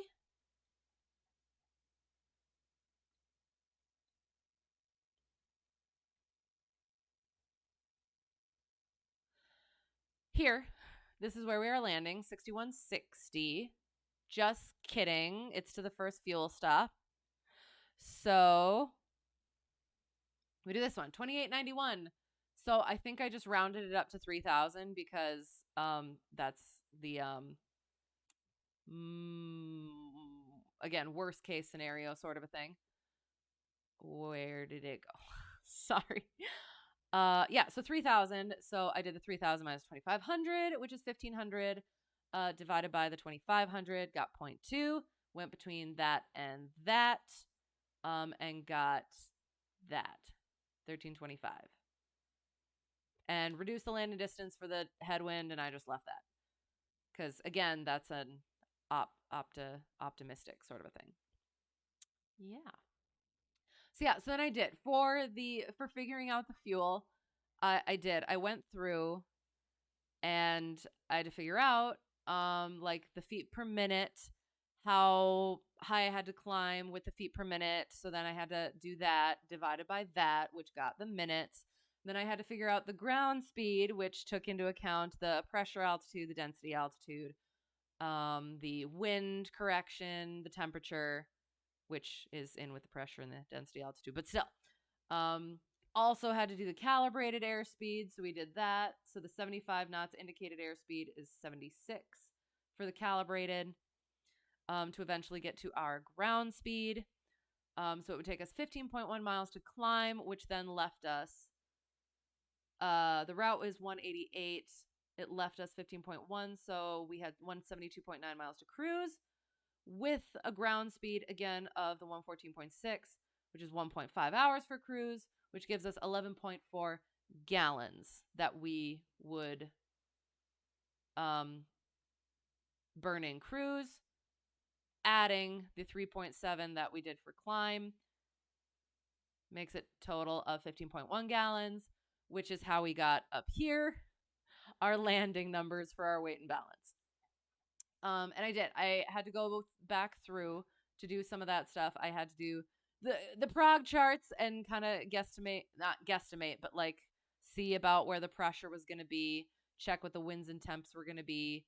And yeah, hadn't done that in a while. So yeah, that's all that. And yeah, I think the only other things would be that I'd want to go through quick. I think it's pretty much the same, but where is it? The systems. If I can find it. Let me zoom out a little bit so that I can actually see it. What you do on FSE is you'll put as much fuel up to maximum takeoff weight unless the flight is less than an hour and a half. Well, that's the thing too, is with the maximum takeoff weight, you do burn some on the ramp and in run up. So that's like a whole thing that I haven't even like fully looked into either, is like how much I mean, I think it says, I think it's like just 1 gallon or something is for taxi and run up and stuff like that. So you can put like 1 gallon more in as long as you're than maximum takeoff weight, or so 6 pounds more than maximum takeoff weight, because then you're going to be burning that off in your run up and all that. So yeah, so that's like those sorts of things. It's like, oh my god, it's tedious. It's tedious. But yes, definitely. Did I look at the book yet? I have not. I'm gonna get there. I'm gonna get there. I have bridal. So I'm a maid of honor and bridal showers this weekend, so I have IRL stuff that I need to be. I am also focusing on. So I will. It's 1.4 and a 172S. Nice. Yes. So, and that's I think it's the same in this one as the one that I'm used to. But yeah, having that awareness and knowing those things is definitely good. So yeah, so this thing, the fuel quantity, left wing, right wing, 18. Additional usable fuel in level flight is 1 gallon. Unusable fuel in level flight is 0.5 gallons. So the total fuel volume of each is 19.5. So in total, it is 39 gallons weight, if that makes sense. So yeah, and it even says, where is it? It says in here somewhere. Oh, okay. So here's our fuel system. We got our left tank. We got our right tank. Left, right. So we're looking at this from the cockpit, kind of. So we have our primer. It's right over here, which goes to the engine. So the fuel is gravity fed, goes to the selector valve. You get to choose which one. And then it goes down. You got your fuel strainer. And that goes to the engine primer, which goes directly to the engine. Then this, normally, bypassing the primer, goes to the carburetor, which then goes to the engine. The carburetor, the butterfly valve is regulated by the throttle, and the amount, I will have to look specifically at, I can't for some reason remember what part of that, how the mixture specifically works in it. So I will have to look at that again. So yeah. And then butterfly valve to the engine.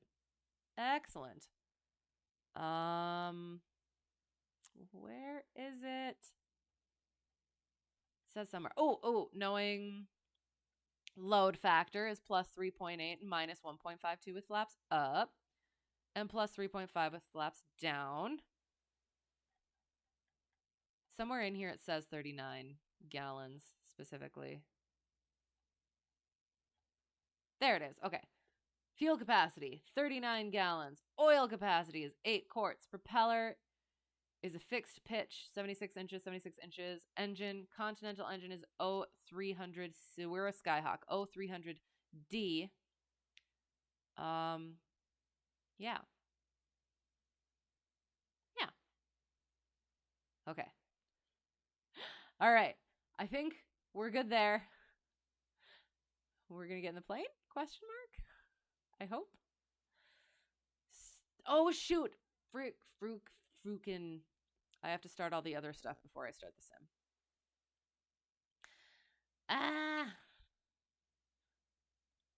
Maybe it won't start it yet. Maybe we're okay. Nope, there it is.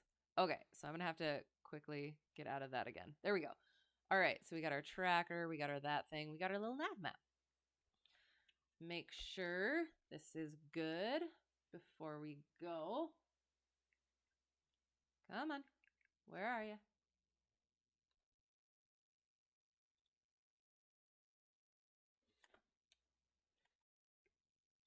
Let's try this again. There we go. Okay, so we're good there. Got our little nav map up. Oh, thank you, little nav map. Oh, and I can throw that on now, I guess. Okie dokie.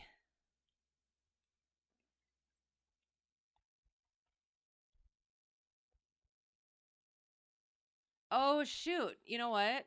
Oh, no. Well, I guess I'm just going to use 4Flight's estimates for the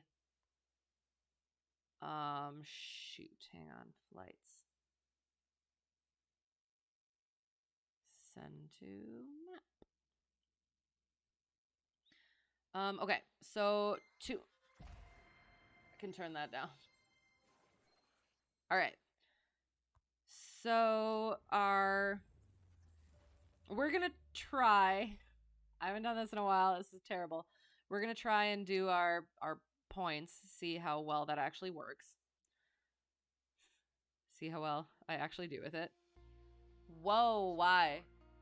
Cockpit interaction system. Lock.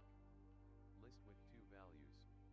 Adjust whether to display a tooltip if the currently selected UI element contains text that doesn't fit on screen. I don't know why this is on here. Reset to defaults. I'm just gonna say button. Note that this initial screen is always narrated regardless. Okay. Okay. Accept. Button. Okay. That better be all of the narration that comes up. I had the accessibility settings came up and then I had to accept something. Okay. So, well, the one other thing that we could probably potentially do, I could go over some systems. Yay.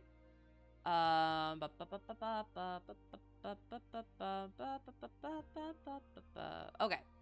So primary flight controls. We have our rudder and our rudder, elevator, ailerons. Ailerons and elevator, mechanically moved with the yoke, rods and cables, up and down, up and down. Rudder moved with pedals, rods and cables. Secondary flight controls. Flaps are electronically manipulated. The trim tab is got the little wheel and its cables and pulleys. Power plant and propeller. Again, I'll have to, it's the O300D, I think is what it said, we just said. Propeller, it's a climb propeller, so I'll have to figure out or find out that stuff.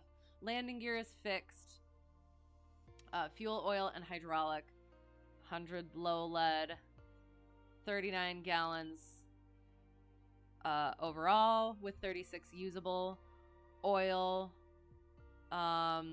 full is 8, and we keep it around 5 to 6. Hydraulic is in the brakes, which are manipulated with the toes of the pedals. And then they, again, hydraulically displace. The brakes displace the toes displace the hydraulic fluid and push the brake bit up against the plate. Kind of, maybe. And it stops the wheel. Electrical. It runs, again, alternator, I believe. Make sure this is still going. Oh, shoot. Based on my system capabilities. Yes, ultra, please. Thank you. What? Why is this doing this? Satellite data streaming. Recommended for the best visual experience. Yes. That's what I always do. If I have data constraints, can limit my data speed and consumption. No. Why? Okay. Okay. No, I don't want all of the assists. Why? Why is it doing these things? Why do I have to do this again? Sorry, it was giving me all these options again. Don't know why. Electrical, it runs all the stuff. It is required to start the engine, but not to keep the engine going. The turn coordinator is electronic.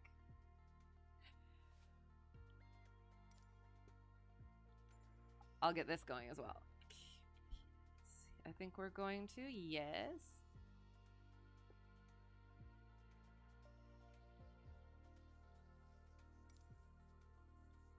Okay.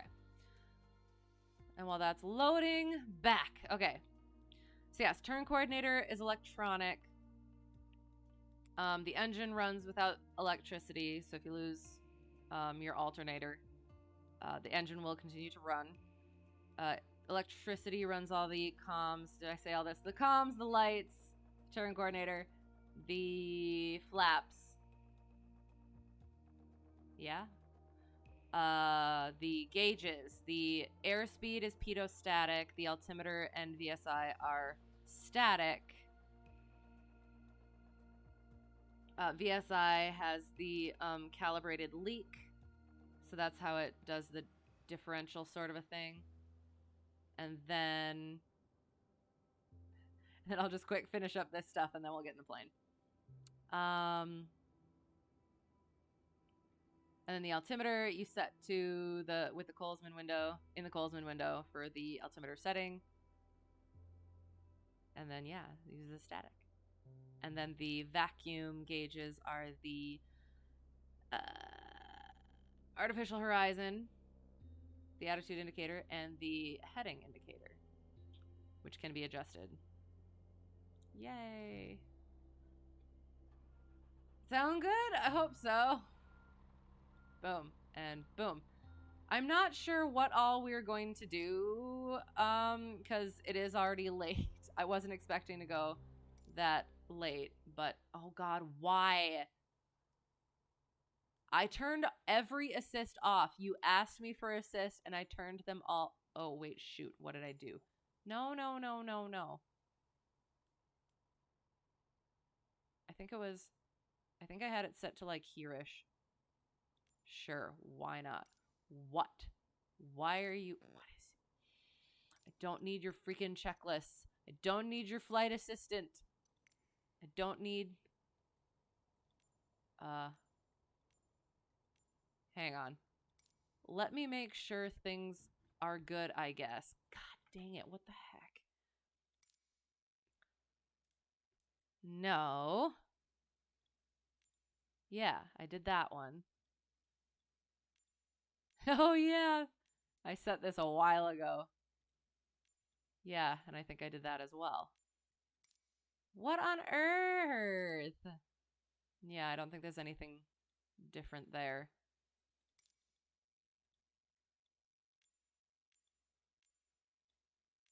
This one. That's my PC. Peter's my PC. It's Peter the Pewter, among other things. Are we good now? Assistance options. Why?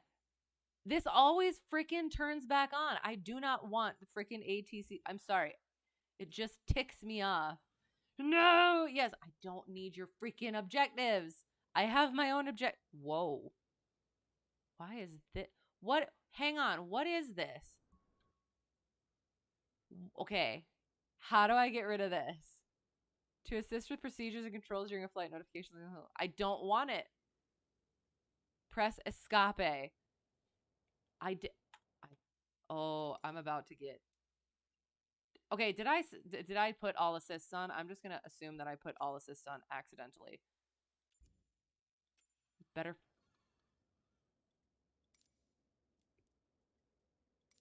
I am going to go nuts.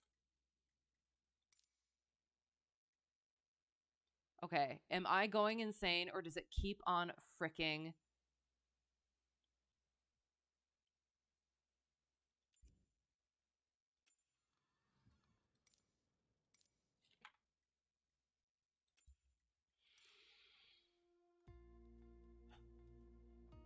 Massive headache? What do you mean massive headache? This? Doing this? Well, like, yeah, why? Okay. I'm just gonna check one more frickin' time. I don't want your fricking voices. Don't talk to me. I'm gonna go... Okay. I'm leaving it. I'm leaving it for now. We're gonna see what frickin' happens. I don't know. Oh my god. Screw it. Oh my god. I don't know what the frick is going on. I had all my stuff set up and apparently it decided the whole thing I just ran through right. Presses isolation switch. I don't know what's happening. Okay. We're going to look at the pretty, pretty sky. Look at how beautiful it is. And then we're going to turn the weather off. I don't know what happened. I don't know what's happening. I don't know what they messed up or what they did or updated or something that now it's being a little turd.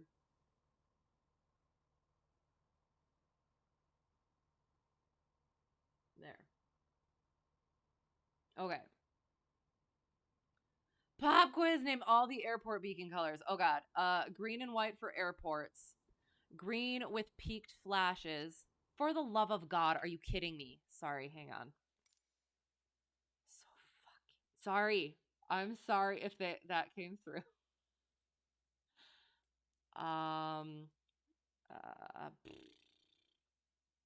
Select an input. This one.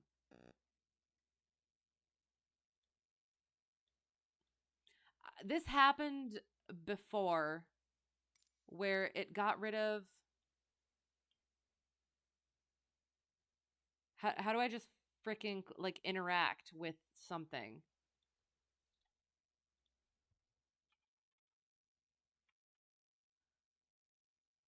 Interaction lock or toggle cockpit interaction? I'm gonna go insane. Okay, so sorry. Green with 2 white flash, so peaked flashes. Yellow is seaport. Maybe I'm not sure. Oh no, what? Hang on. What does it say when I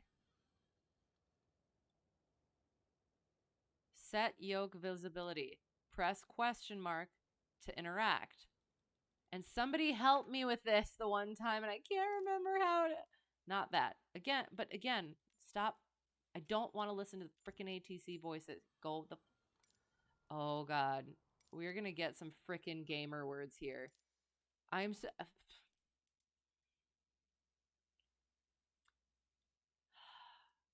Camera, menu, radio, flight control surfaces, primary. No.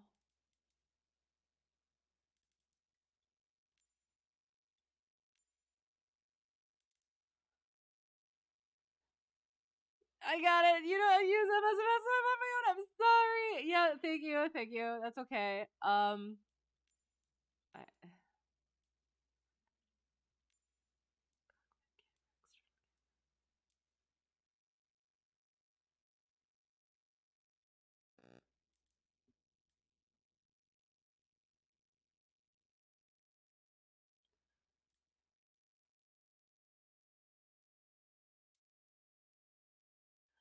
I can't remember what the clickableness is. I have no idea what I did. So, well, can I? Oh my God, I can't. Oh my God. Sorry. You know what? You know what? You know what? You know what? I think we just set it back to default and it was fine. There we go. Okay, we're good.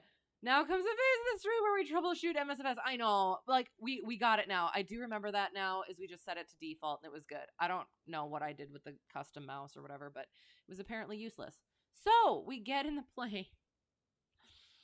Hopefully we have passed with flying colors so far, and now we pre-flight. So I'm trying to remember how the other plane goes. Okay, you know what? I don't want to see that stuff, to be quite honest, but I don't want to deal with it anymore. So we're just gonna. I don't need this. I don't need it. I don't. Okay, this is fine. This is fine. Going.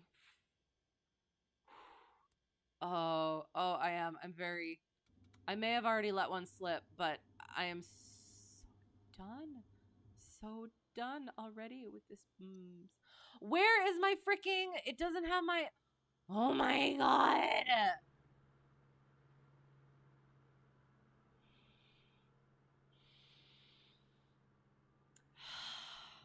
I can't. You know what? Is this even? Does this even have Ducky in it? They better not have taken Ducky. Hang on. Sorry. Sorry. 1 second. Don't want that one. I want... There you are, my baby. Okay. Liveries. Do I have to put this... Not liveries. Do I have to... I have to put it in again? Why the... Do I have to put it in again? This is so dumb. This is so dumb.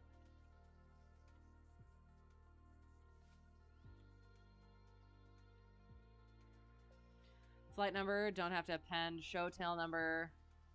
We're doing whatever. We're leaving that as it is. Okay. So are we good now? Oh my god. We're fine. This is fine. We're okay. Everyone's happy. Set as departure. Fly. Look at that smart cat. That's a forklift.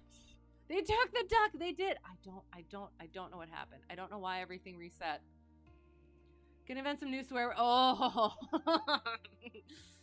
I don't know. I usually actually invent the swear words, meaning I speak gibberish, but tonight we might use what repertoire we already have. If anything else goes freaking wrong with whatever update, they just there it is.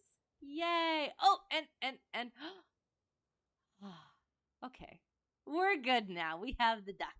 So we look outside. It's beautiful. It is beautiful. Oh, you'd never graded my pop quiz, by the way. Still don't like those gigantic whatever they are, but oh, we have to turn the weather off first.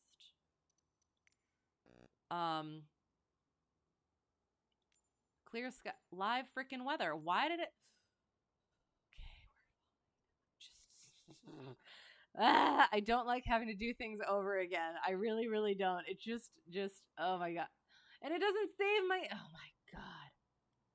Realism. State saving enabled. Thank you. Fill oil is good.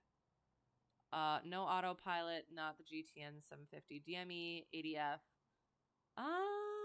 We'll do the transponder and we'll ignore the yeah. I think we're good there. Forgot the heliports. Okay, so I was trying to remember whether the yellow one was the seaport or the heliport. Was I correct in the seaport? Because then I'm not sure about the heliports. I don't think. It's not like 3 colors, is it? Is it the one with like 3 colors? Okay, pitot tube and all that stuff. Excellent, amazing. Okay. Okay. Yellow is seaport. Okay, and it looks like the CFG file reset. What the? I didn't do anything. Oh, well. Okay. All right, we're good. We're good. That's still going to tick me off, but we're going to leave it for now. Good. Fuel. Good. Excellent.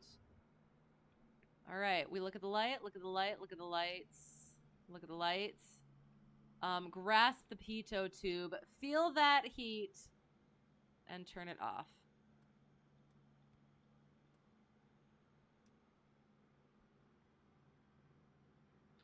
White, red, green is emergency services heliport. Nice. Okay. And white. Oh, so it was 3 colors both times. Haha. So I knew it kind of. And then white, yellow, green, you think is a heliport.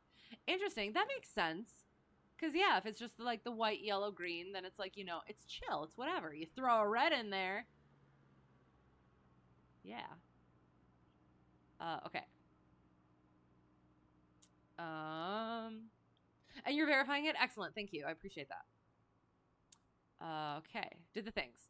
So now, in the plane that I fly in real life, in the plane that I'm going to be flying in real life, I think the strainer is in the cockpit.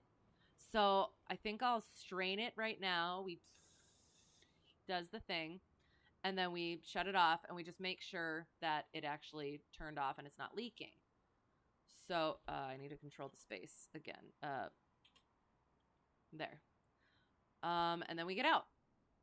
We static, vents, pitot tube, drain hole, fuel. I have to check the, well, so I always thought there was a little bit underneath here. So here's a pitot tube, and underneath here there's like a little something. I thought that was the drain hole. but on a different plane, the drain hole was out the back. So I'm going to have to check the one that I fly in real life as well as the one that I'm going to be flying in real life.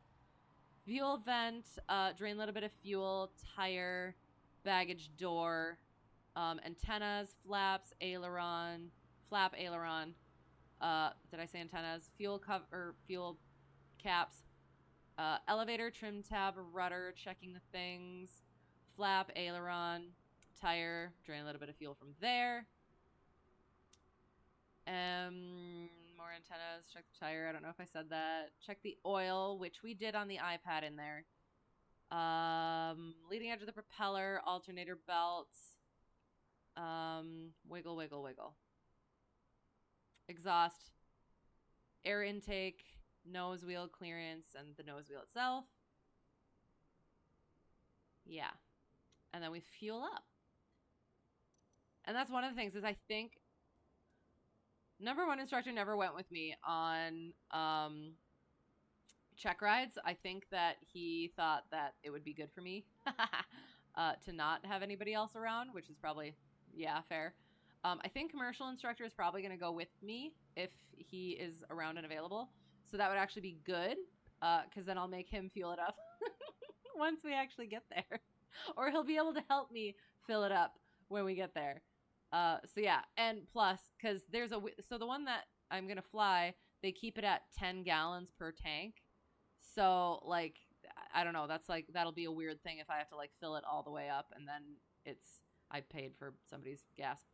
White and green is lighted land airport. Nice. Green alone is also a lighted land airport. White and yellow is a lighted water airport. Yellow alone is a lighted water airport. Sorry, green alone or yellow alone is used only in connection with a white and green or white and yellow beacon display, respectively. So, like, if the white is burnt out or they just don't want to use it or what? Green, yellow, and white is a lighted heliport. Nice. Excellent. Yes. From the FAA site. You're confused on these white alone. Right. That's what I was just wondering, too. So, yeah. It says it's in connection. So, interesting. Okay. Did the things, and then we get in the plane. What did that say? That's nice. I like that. Okay, so we get in the plane, and we're in the plane, and we fuels on both, trim for takeoff, circuit breakers, and we check the circuit breakers to make sure they're actually not there. Okay, good. And then circuit breakers, and then pedal brake test. No talking during takeoff and landings. Oh, I have to practice the safety passenger brief at some point. So seatbelts on at all times. I'll practice that at some point. Exits other doors to the left and right for now. Make sure they're shut and locked. Yeah, all the things. Then it's like, yeah, where here's the vents. The vents are here. Let me know about anything. Exit strategies, go out the door and back. How to do comms if I am incapacitated. All those sorts of things. Okay, so then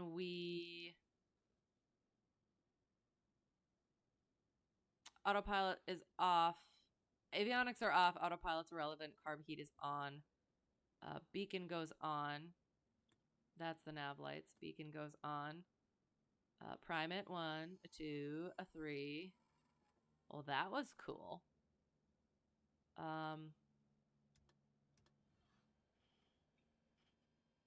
Clear left. Clear right. Clear ahead. Clear back. Clear prop.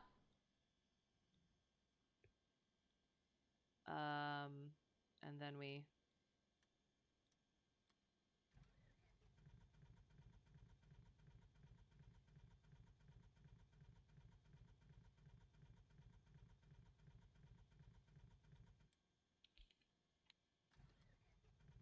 Oh, I wonder if it was...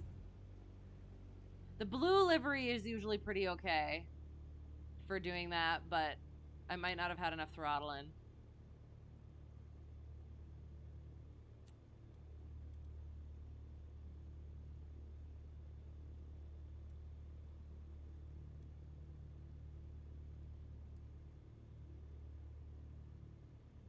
So this plane has the taxi landing and strobe that I'm going to be using.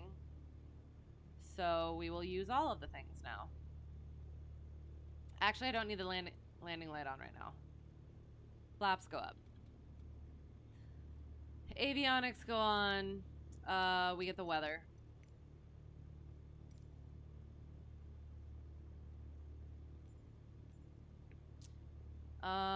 Zero knots. Excellent. 10 statute miles. Clear.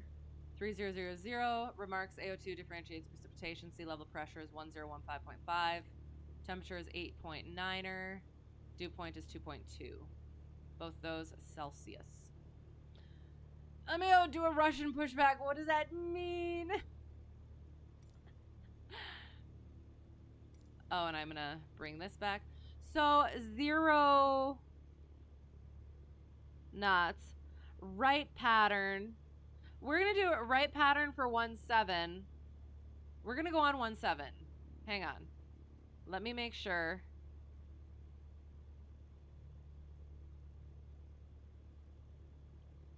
I'm checking the AFD to see if there's a so it's calm runway, or it's calm wind. Is there a calm wind runway?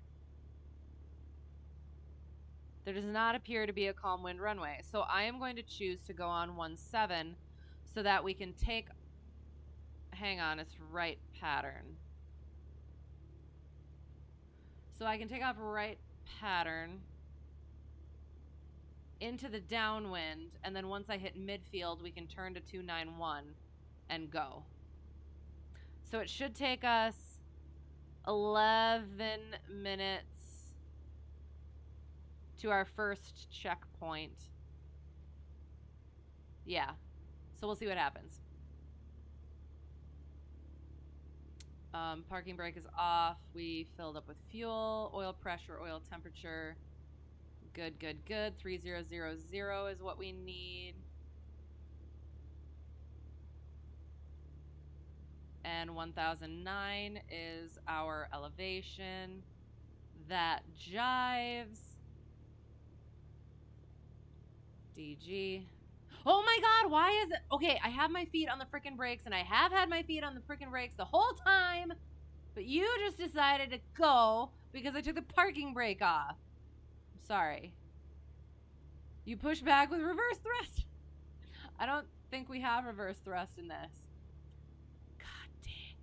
That was stupid. Okay. We did all the things. We're gonna taxi down and do our run up. We're gonna pretend that none of that happened because that was not my fault. For some reason, this thing does not like to take my brakes after, gosh darn it, if I take the parking brake off, or like if I just start the aircraft. So like in real life, you press the brakes and then start the aircraft, but I don't think that it catches that. So you have to do the brakes after you start the aircraft, which is dumb. Oh, I need to, hang on.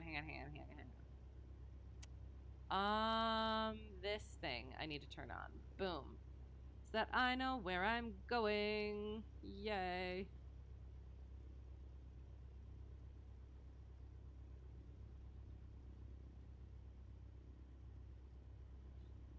All right, and we're going to 17, so we do right pattern.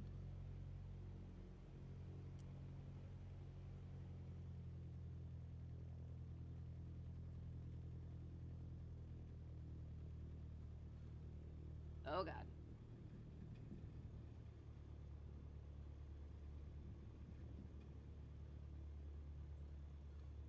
There we go. Okay, all right. We are on our way. I apologize for all of the difficulties. And again, I'm not sure how much that we're actually going to do. I'll probably do the ones that I need the flow work for. But then yeah, I'm gonna have to get going. I have to wake up again early tomorrow. Early-ish. Earlier than I would like to. And be prepared for the day.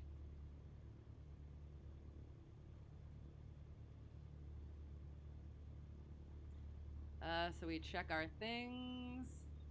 Does it jive? It jives.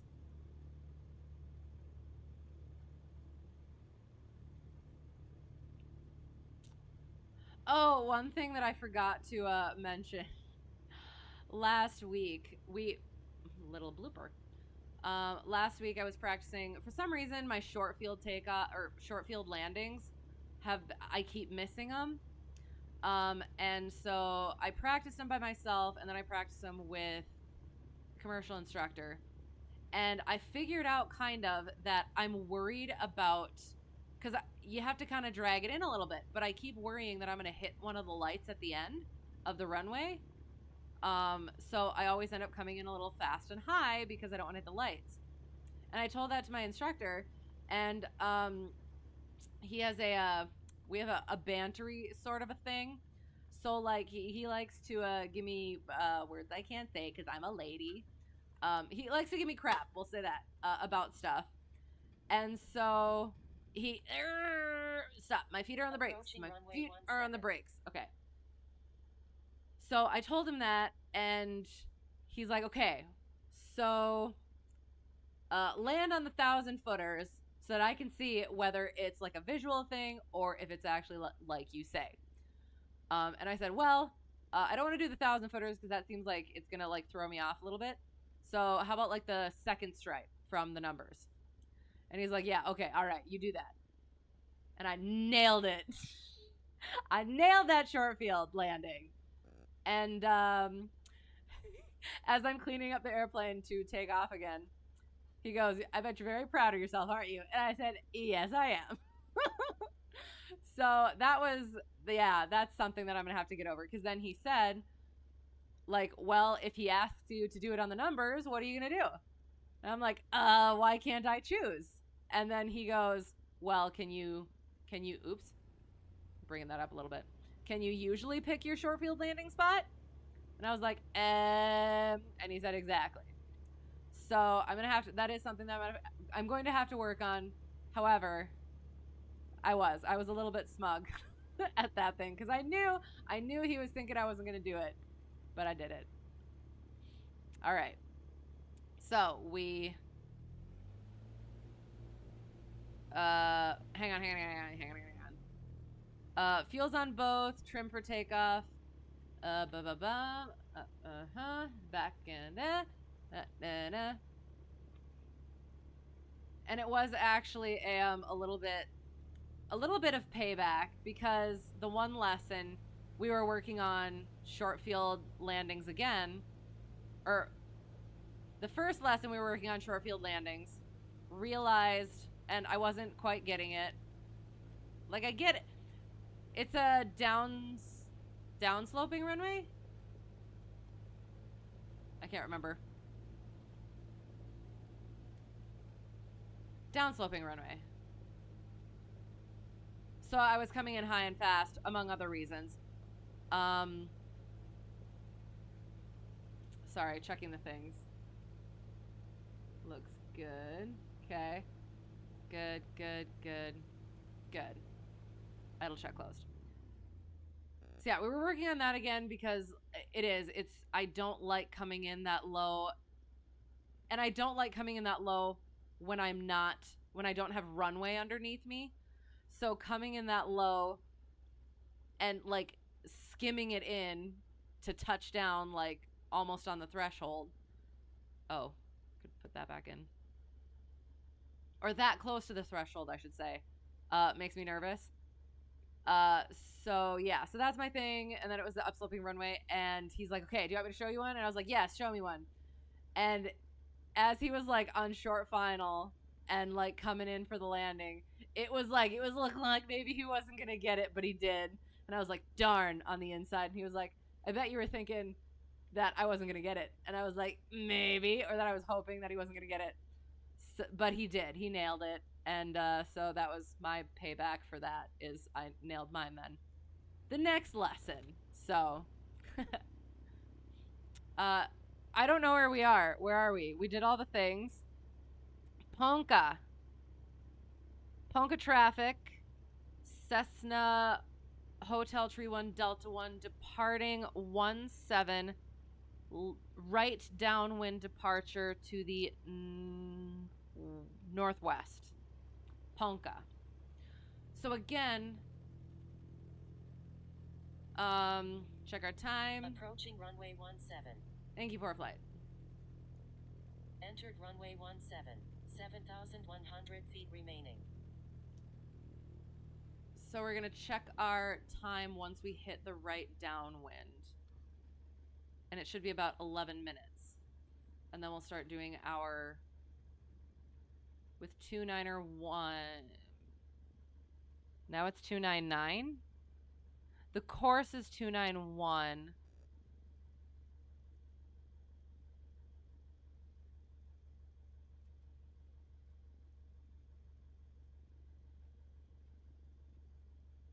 Heading should be 299. Hang on. I'm not sure what this is saying to me. Oh my god! What? I'm going frickin' insane.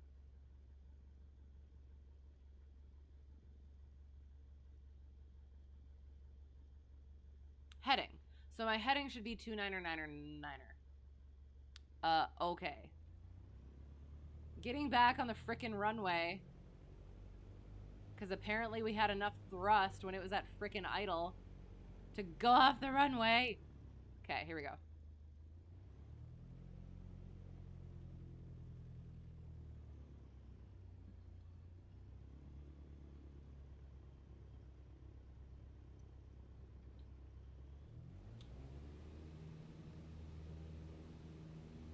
Gauges are green. Looking good. Going like that.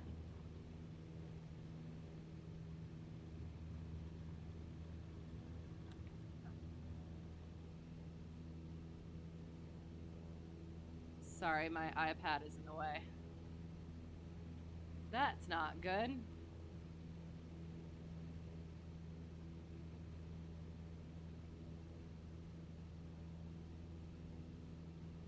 So we'll turn at about the 700 feet.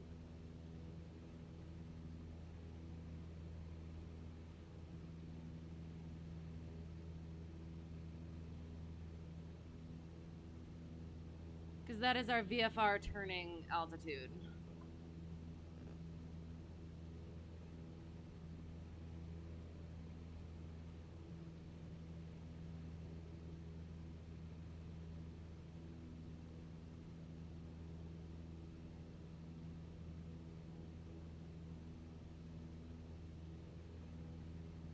So right crosswind.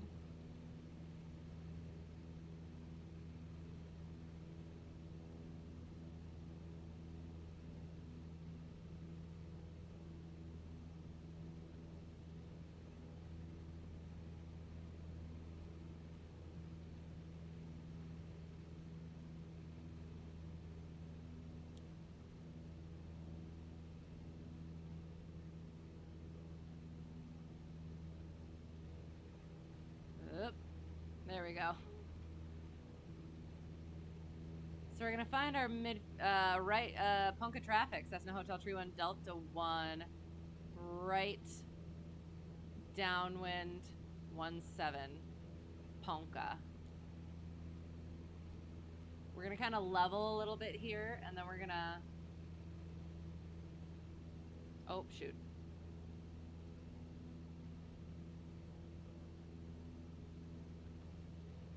We'll get to the midfield and then we'll turn on our course.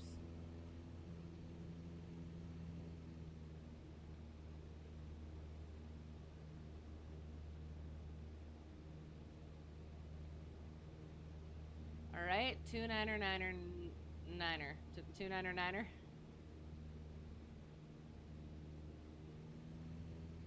And we'll start a timer.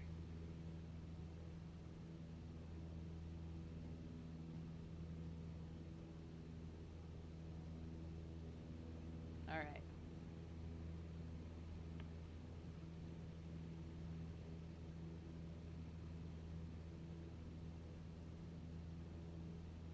So, the city is our first,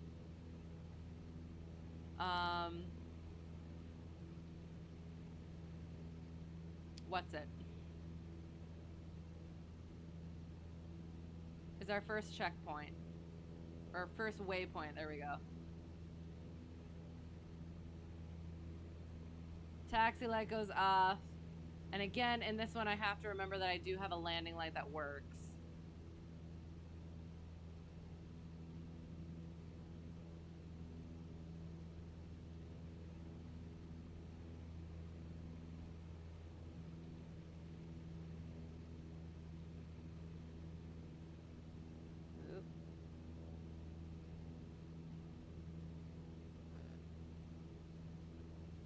As long as we stay the course. I believe that is our first checkpoint. Right there, that city there.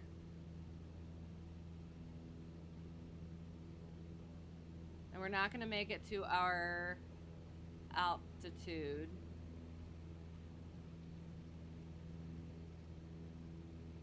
Oh, well, sorry. This is a slightly different aircraft. So we might make it to our altitude by the time we get there.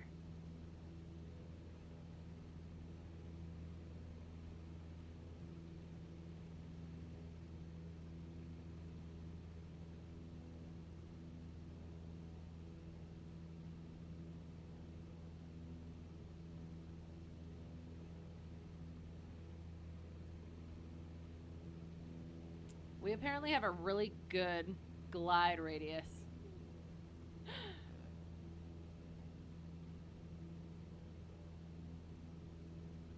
Terrible trimability, though.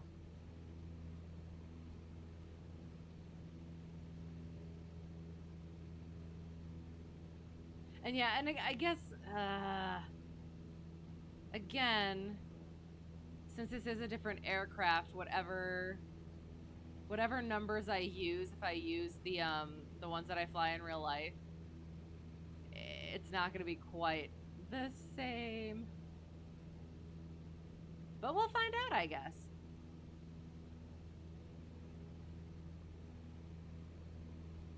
But yeah, I do feel like we're actually going to make it to our climb altitude before we get to our waypoint.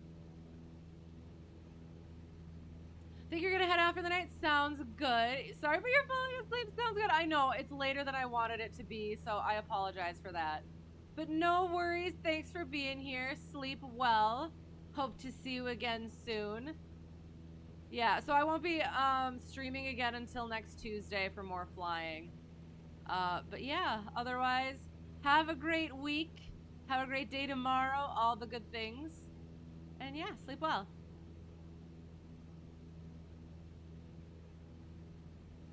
Coming up on 4 minutes.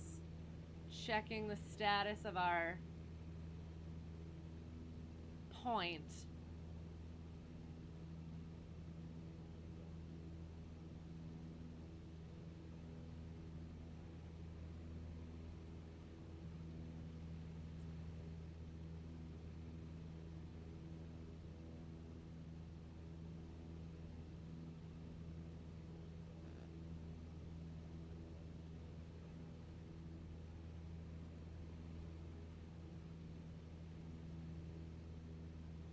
Ah.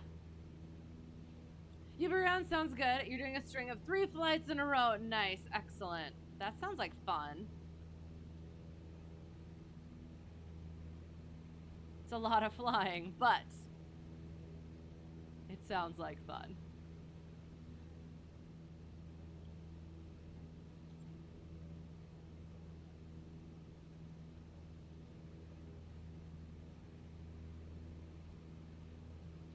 So yeah, I think, so I end up doing like 1,000 feet per minute at certain points.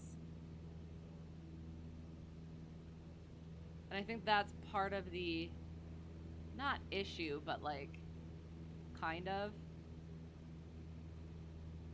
But yeah, we're about to come up on our cruise altitude.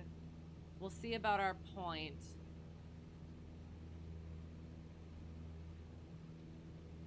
And hey, we didn't, oh, I guess I shouldn't say that yet. I was gonna say the sim didn't crash yet. So perhaps the problem has been solved with that DX something or other. You got one more solo to hit the 10, then doing a long cross country at night. Nice. Then it's starting stuff for the Checkride. Excellent, excellent. Oh, that's fun. Well, yes, good luck with the solo. And then yes, the long cross country at night. That's fun. I love night flying. Night flying is excellent. So yeah, get as much of that in as you can. Okay. So now we bring it, we trim it.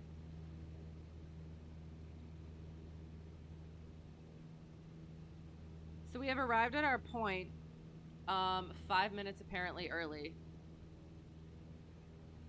Again, according to this nav log here. Oops.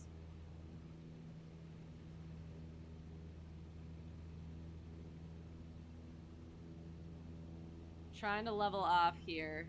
And again, we'll work on the maneuvers, but I think that we're going to, what's it called? I'm not going to be too picky about the configuration just because I can't configure this very well. And I don't want to waste time messing with it. Okay. Making sure all the things are good, and then we'll get to the maneuvers. And also, again, not sure how many we're going to do. It's gotten a bit late, so we'll try and get in. So yeah, so there is our point, basically. Oops.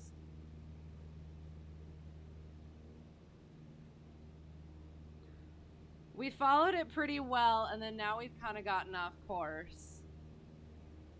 However,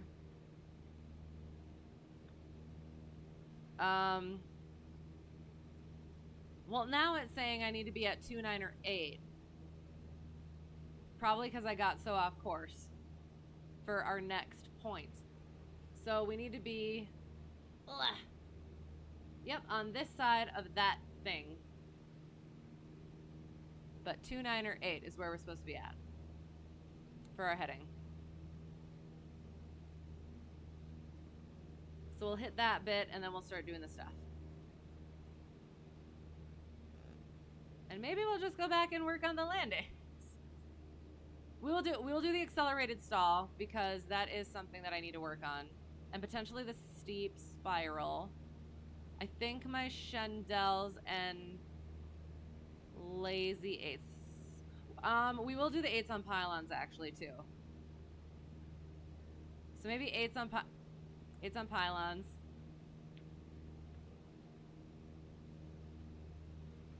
All right, so we're good there, I think. I think we sufficiently did things. Kind of. We're just gonna turn north now.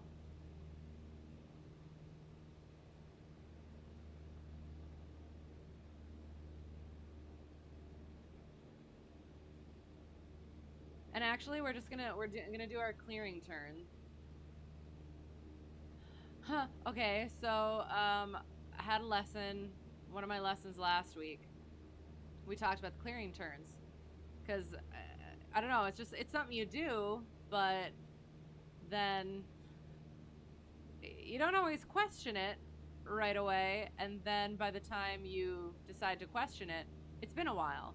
So I was like, I do the 360-degree turn just because you can do like a 90-degree turn and then 180-degree turn.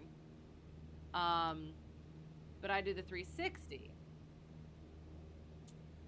And so what he mentioned is, like, you can do whichever you want. It's basically just lifting the wing so that you can see if there's anything out there. So then I told him, what I've been doing the whole time is looking out the front. So even something as simple as a clearing turn, like, yeah, always learning.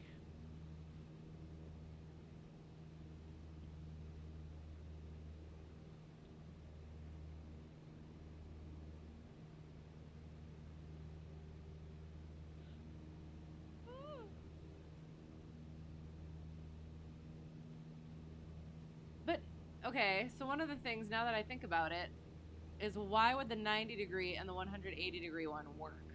Let me think. Because if you turn like this, oh, so you're turning like this. Oh, okay, that does make sense. So that's 90 degrees, and then you're lifting this wing for, oops, 180 degrees. Oh, computer's being weird.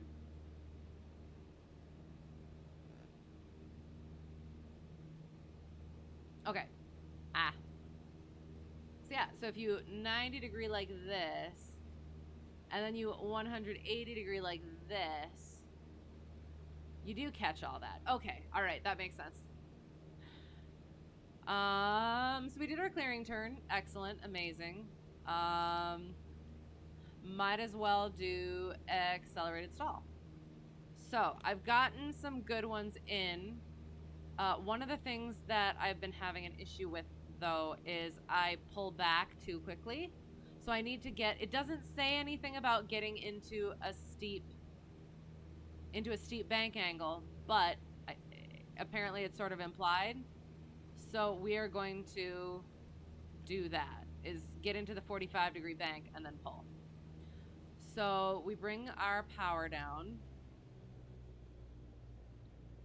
We keep our altitude with pitch, let that airspeed drop. And we'll get it to about 55 or 60. And then we'll do our thing. And then we idle it, and then we 45 degree and pull. There, and then we recover immediately.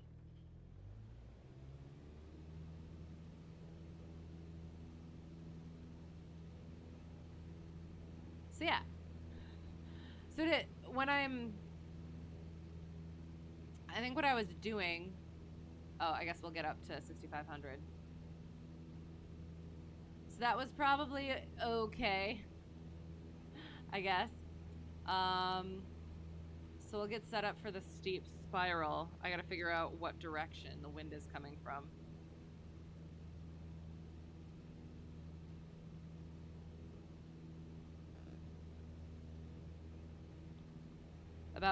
About northwestish. Oops.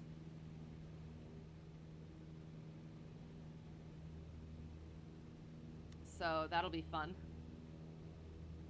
So yeah, so as you're pulling, as you bring the power down and you have to pull back in order to hold your altitude, I think I was just holding it a little bit too much as I was booping into the 45 degree bank.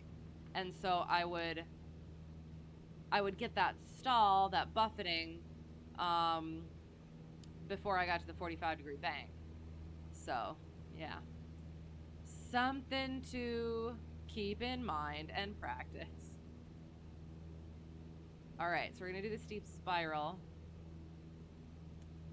from 6,700, I guess.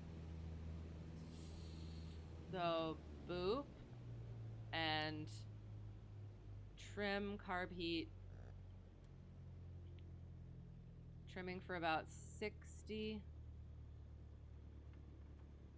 and 45 degrees. That intersection. So get to that 45 degree, but keep it at that 60. And then kind of round it out a little bit. As you're coming around.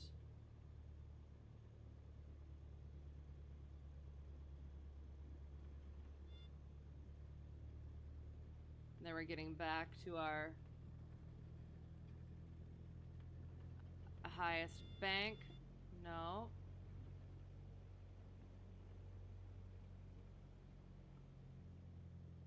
We're still turning, just not as steeply. Shallowing that bank. Oh, and I'm supposed to be clearing. Shoot, I did forget that. Each turn, I'm supposed to do that. And I should have done it at a different point.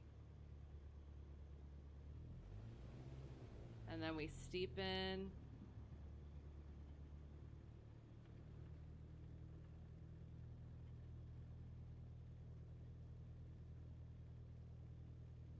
bring it out again.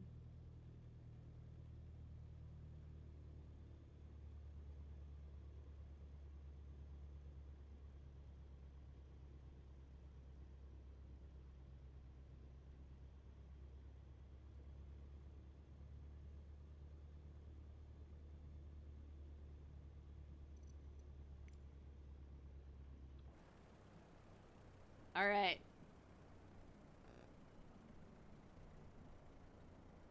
Okay, I can't find where this, oh, this one. It was that, I think. So technically, like,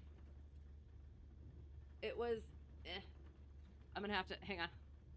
Well, we want to get cute picture though, look at, yay. Where's the sun? Here comes the sun, doo-doo-doo-doo.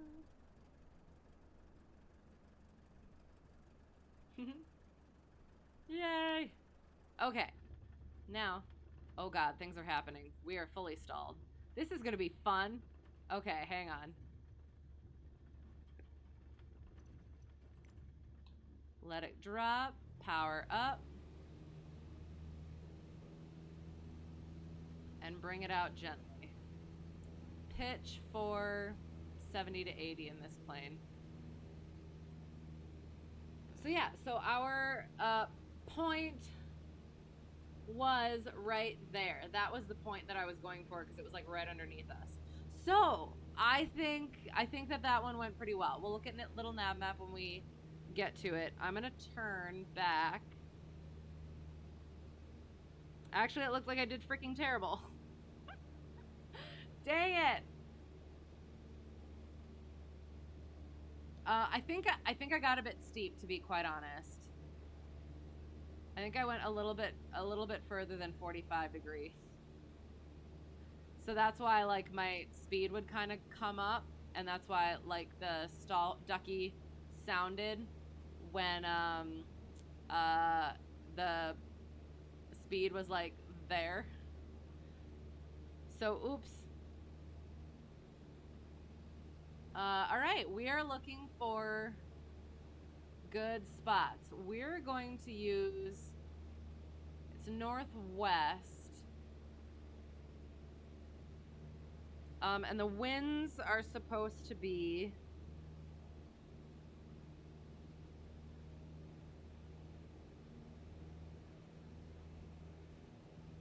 oh, I was gonna do lazy eights. All right, hang on.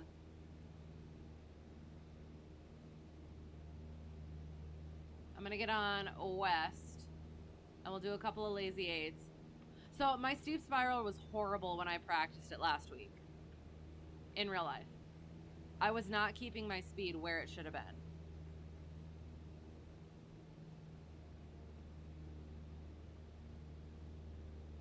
So yeah, that was unfortunate.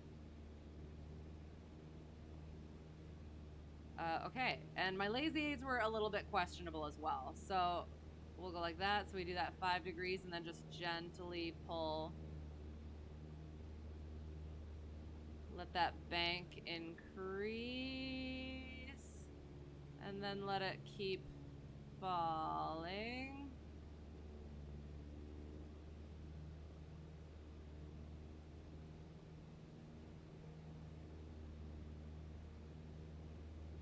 And bring it back level with the horizon. And then we roll right into the next one. Nice and gentle like, nice and gentle like.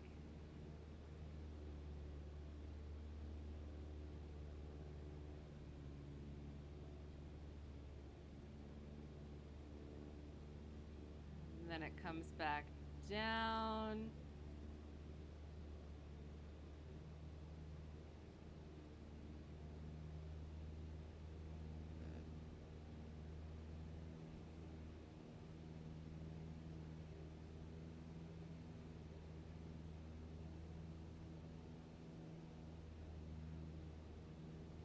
Those were kind of shite, but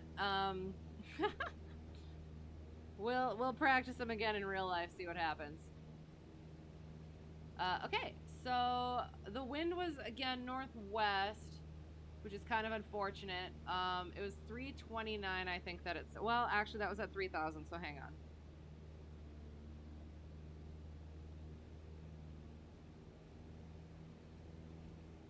And that's another thing that I read as well, is check your winds, calculate your pivotal altitude before the check ride. So like figure out what the winds are and calculate about what you're gonna do, where you're gonna be, and figure out what direction you're gonna be going. So it says 3 degrees at 18 knots. So 100 plus 18 is 120.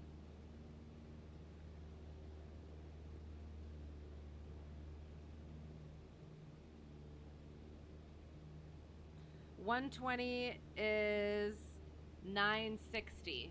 So a little under 1,000 feet is where we're going to be at. And it's directly from the north. So we're going to figure out where our spot is.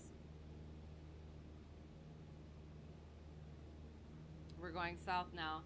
And then we're going to set up on a downwind for it. So we're going to start descending as we look. Hey, that could be nice, actually.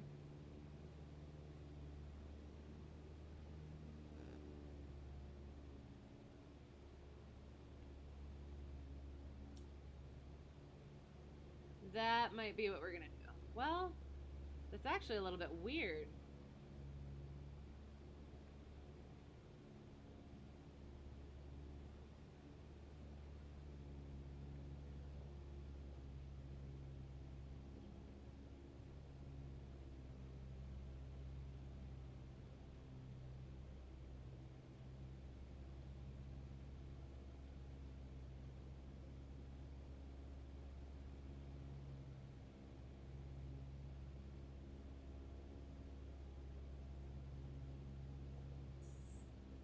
So I think maybe just 2 of these. We can make that work, maybe. So we'll actually go like this. Yep, okay. So we're gonna use this road as our downwind. And we'll use this field line as our upwind. And we'll use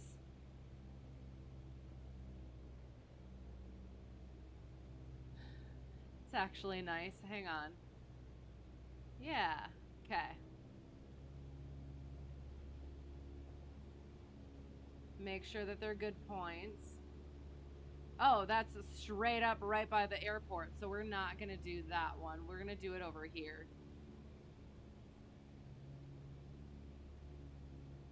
That makes me actually want to move over a couple, so yeah, so the airport is right freaking there. I don't want to be flying that low. Well, technically we're in the pattern, but again, maneuvering like that around an airport is just not something that you want to do. So perhaps just like that then. So that point, there's the middle point, and here's our other point. Still getting down there to our 960. And then we'll head right back to the airport, I guess.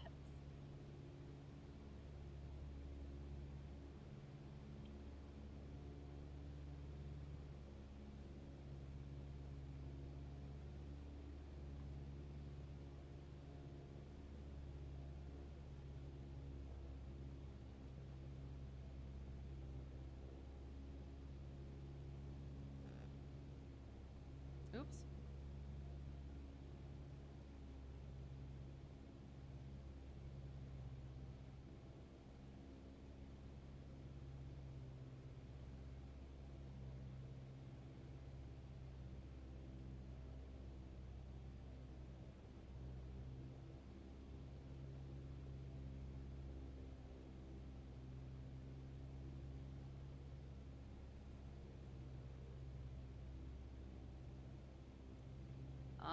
almost there.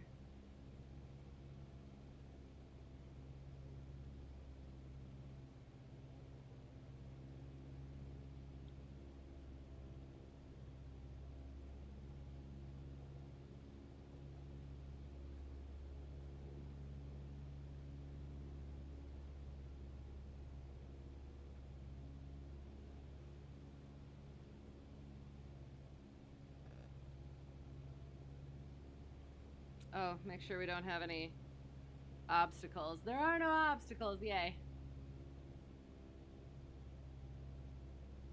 I usually look on the sectional for these things, but yeah, I was trying to do it slightly differently this time, so I neglected to do that. Oh, thank you, Preflight. What?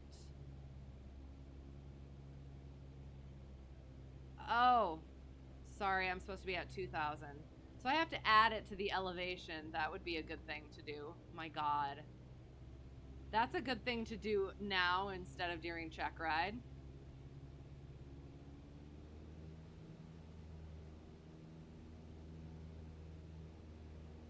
So I took the pivotal altitude, 960, and I use that as MSL.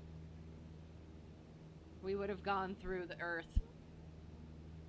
Oh my God! I cannot see again, and this isn't even like full Checkride brain.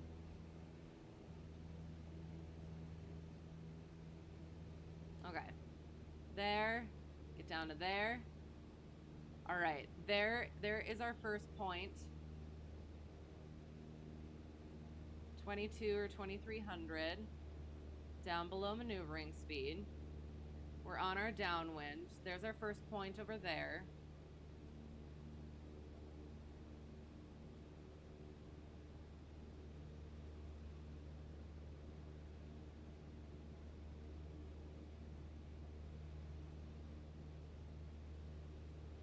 Oh my God. I did a silly. We have to turn around again. Oh my God. So you're supposed to go into the downwind. And I thought that's what I was doing, but I am definitely in the upwind. So, we're just gonna fly a little bit. God dang it. Things to frickin' think about and not do. So we're gonna come back and get on that road.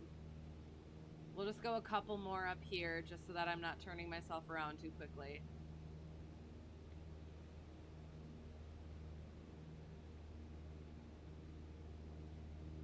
And this is the part in the hello.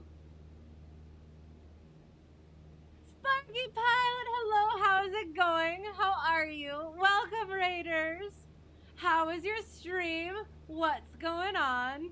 I am failing my mock commercial Checkride.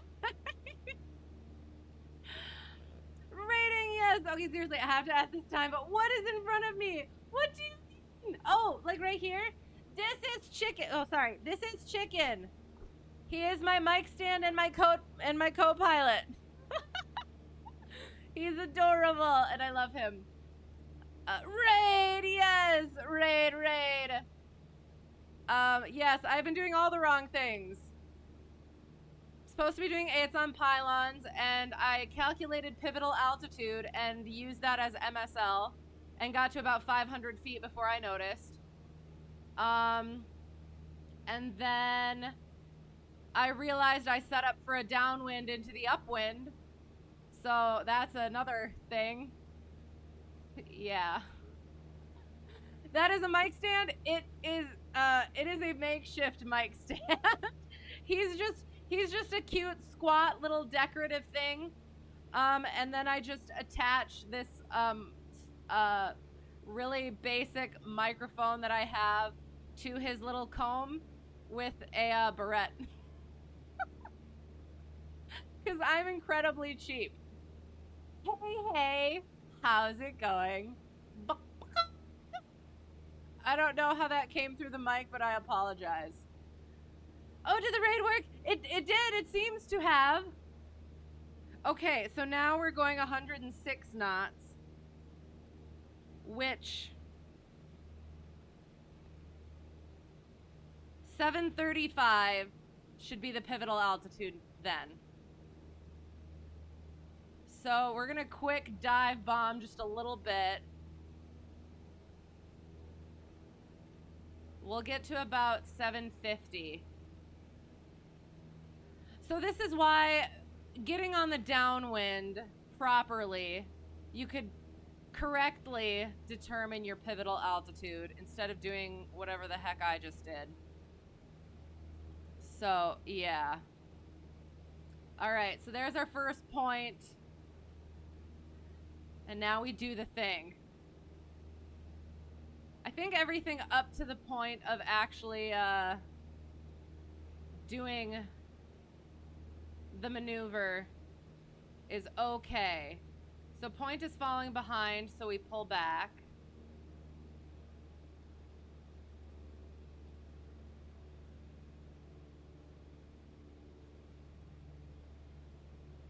And then we just hold her there. Point is going forward, so we point forward.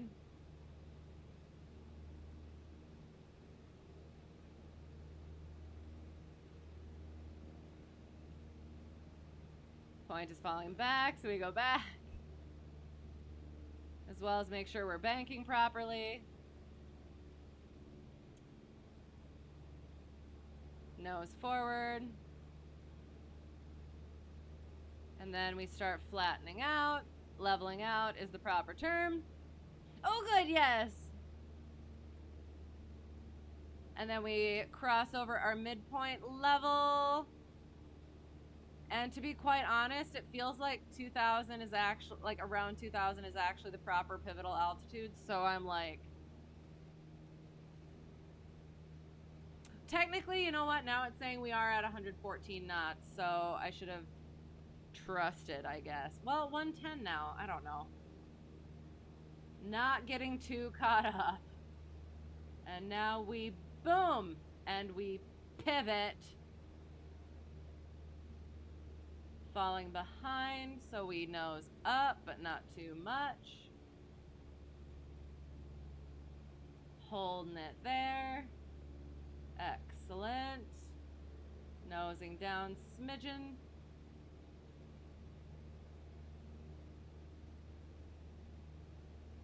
Keep that bank.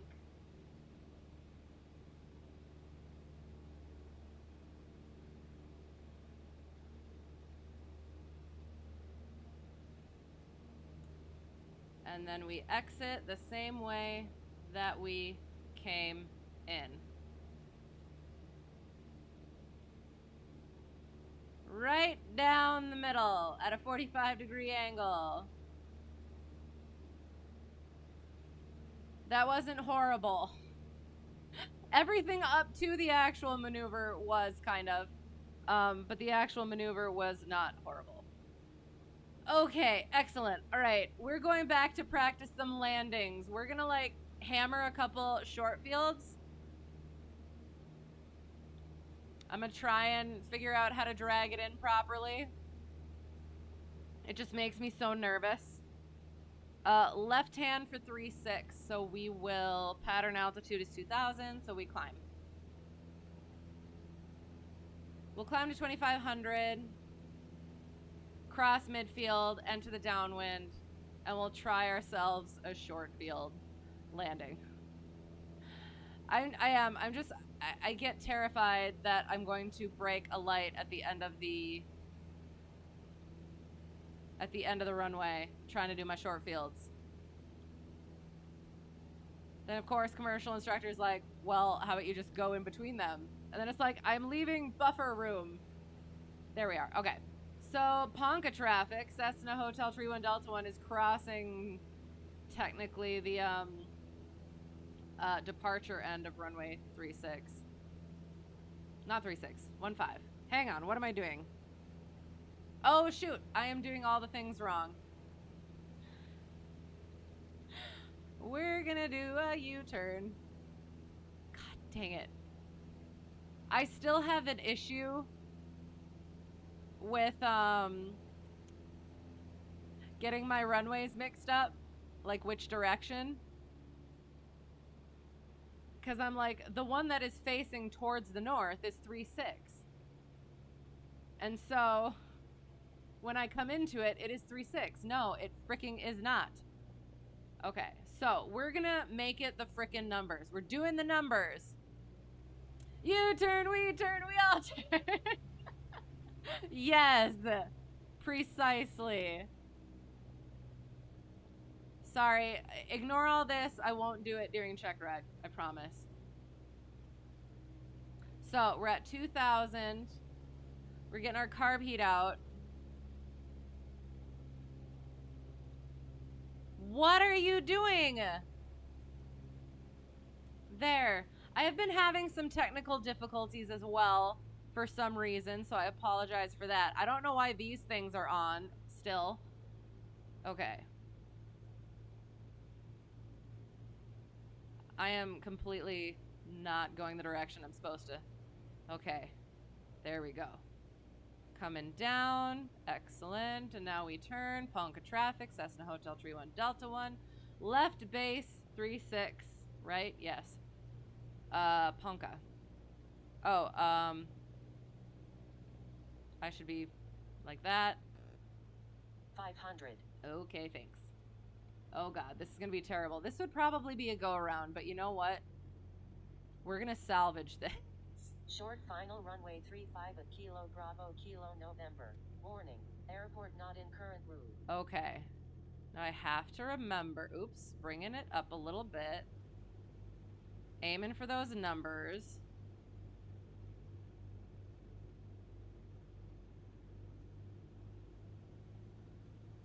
I think the fourth degree of, or third degree of flaps kind of brings it in too much. Holding it. Holding it. And kill it. Oh god, are we gonna make it? Sets it down. Yes! I feel like we made that. I feel like we made that. I'm on the brakes.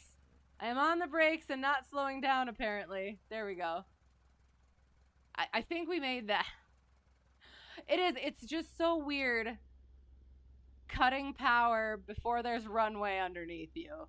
It still is weird. All right, okay, so we can do a soft field takeoff. We'll do soft field takeoff. Oops. But first we'll clean up the airplane. Soft field takeoff requires 1 notch of flaps, carb heat, trim, yeah, that. Ponca traffic, Cessna Hotel Tree 1 Delta 1, departing Tree 6, closed traffic, Ponca. Oh, no brakes. No brakes. Hold the yoke back, move the rudder pedals so that I don't get them caught. Ducky's having a great time. He's ready for this. Hold that yoke back. Lift off the runway, get back into ground effect. Build up that speed and fly out.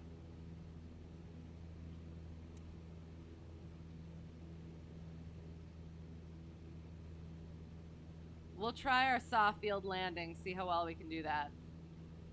Unless, you know what? I'm gonna try the short field again. I think I need to prove it. Short field, and then we'll just go to the power off 180s.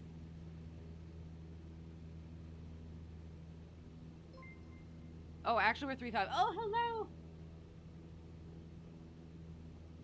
T10K, thank you for the follow. I appreciate it. I hope you are well. Apologies for my shenanigans. I promise I fly better in real life. Haven't said that in a while. Nice, thank you. Oh, thank you. GT Pilot Guy 45, thank you for the follow. Appreciate you all putting up with my shenanigans. Ah, sorry, flaps are out. I pressed the wrong button, my bad. So we are going to prove that we can do a short field landing. Because it is okay to chop power before you're at the runway, because you will float a little bit. Just don't do it too early. You're getting ready for your instrument check ride? Excellent, excellent. Do you know when you're gonna take it? I took mine back in September. I had a little hiccup. I busted my VOR, so I had to go back and do that, but then it was all good.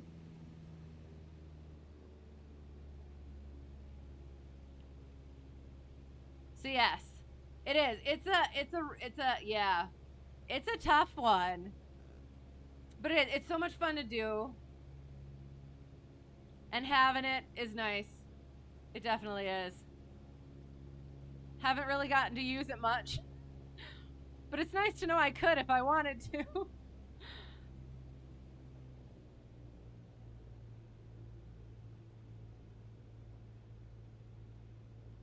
All right, and again, I think this plane, the third notch of flaps, I need to be sinking. Third notch of flaps is like a little bit, there's a little bit too much drag to it. So I'm gonna leave those out.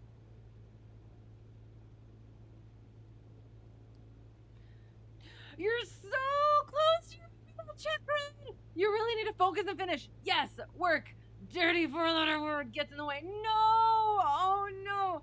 So, okay, how close is close? Do you have all the requirements done?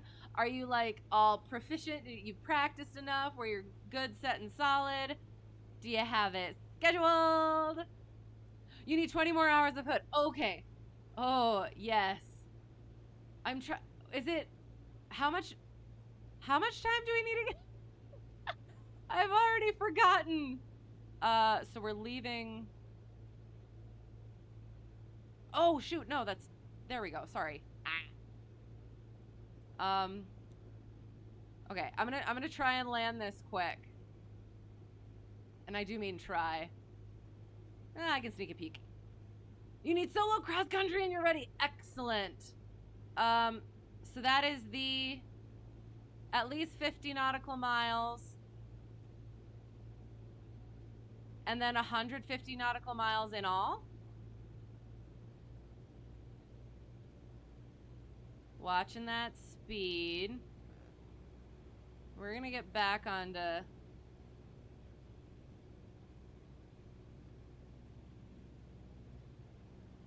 We're getting a little low, but also are we?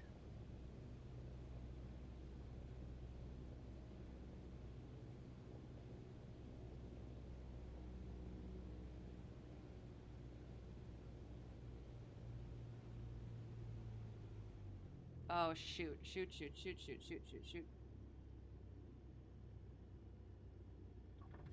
Professional firmness, kind of. That was a little shicey, but like I think we're okay. I think we're good. Okay, power off 180s. Power off 180s. We're cleaning up the airplane and we're going immediately. 40 hours of hood and 50 cross country. Right. Okay. It seemed like it went so fast. 40 hours of hood time.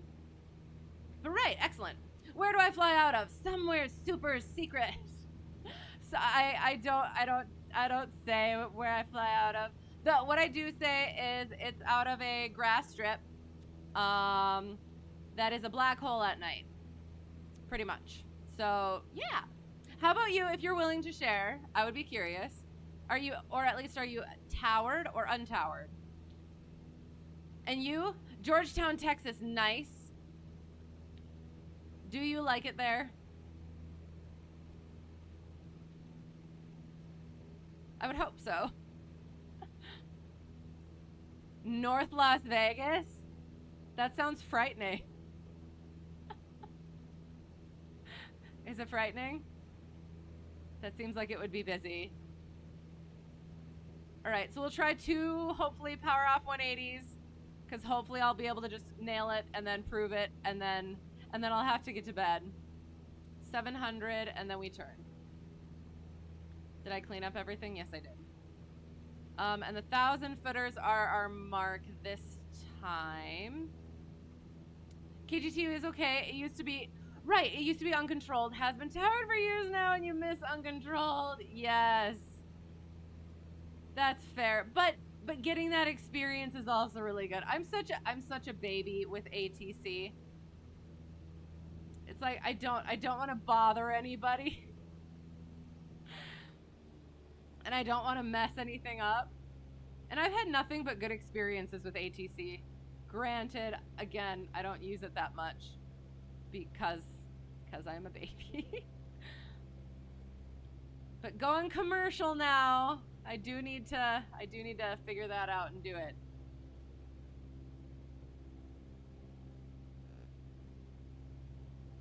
Okay. All right. So carb heat goes out. 1,000 footers. All right. Okay. All right. Power is out. Pitch for best glide is 60. And gauge. When I practiced power off 180 solo the last time, I nailed them both times. However, I utilized a technique taught to me by my commercial instructor that if you're falling short, you just bump the flaps in ground effect. So whether or not that will be usable on Checkride, I mean, is the question, and what my DPE is actually going to think about that.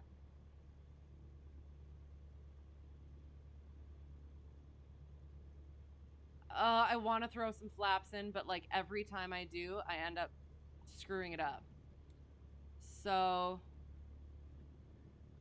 I feel a little bit high, so we're going to start kind of... Short final runway 35 at Kilo Bravo Kilo Thank November. you, Preflight. Airport not in current route. I am aware of that, Preflight. Thank you. Okay, so now we just... What am I doing? Why is it so wibbly? Okay, we have our aiming point.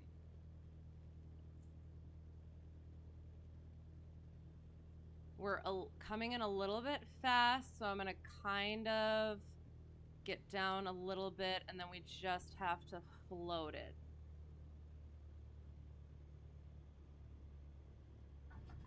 Oh my god!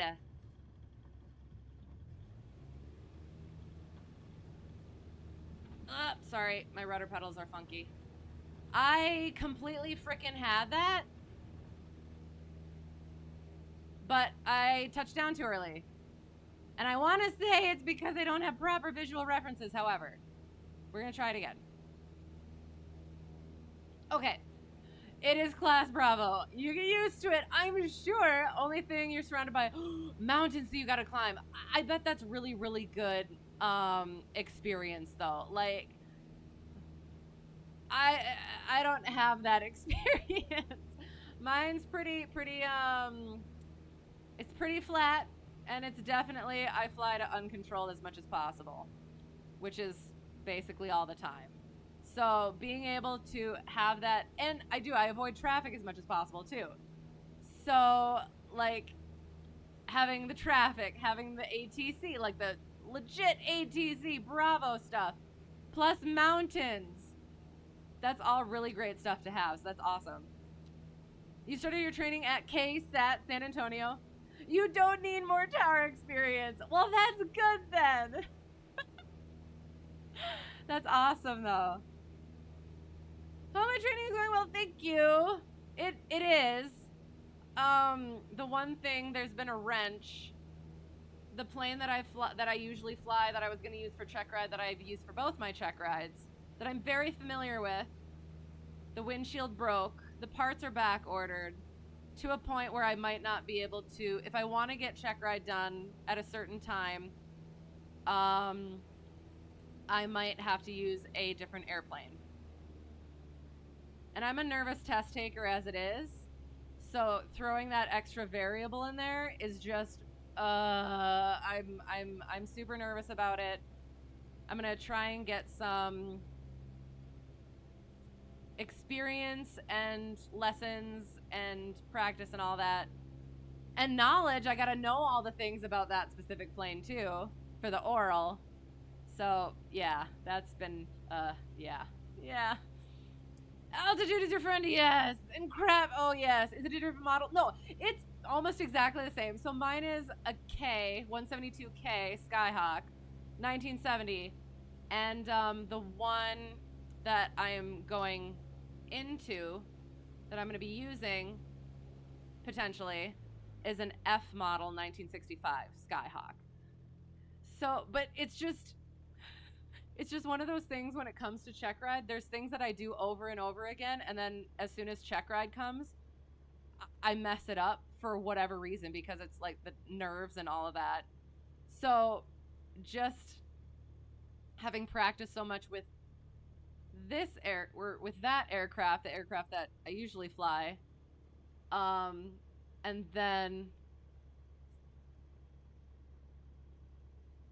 like there's all the speeds and like the parts and all that sort of stuff. I'm so familiar with all that, so it could trip me up by thinking of one and then having to go with the other, as well as doing the maneuvers.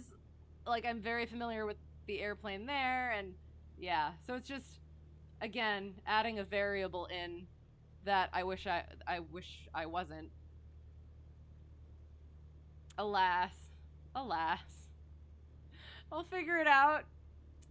Oh, you know what I mean? Good. Okay. Like, and I am my commercial instructor. He's like, it's fine. It's gonna be fine. It's the same model. It's the same everything. Not the same everything, but it's very close, so it's gonna be fine.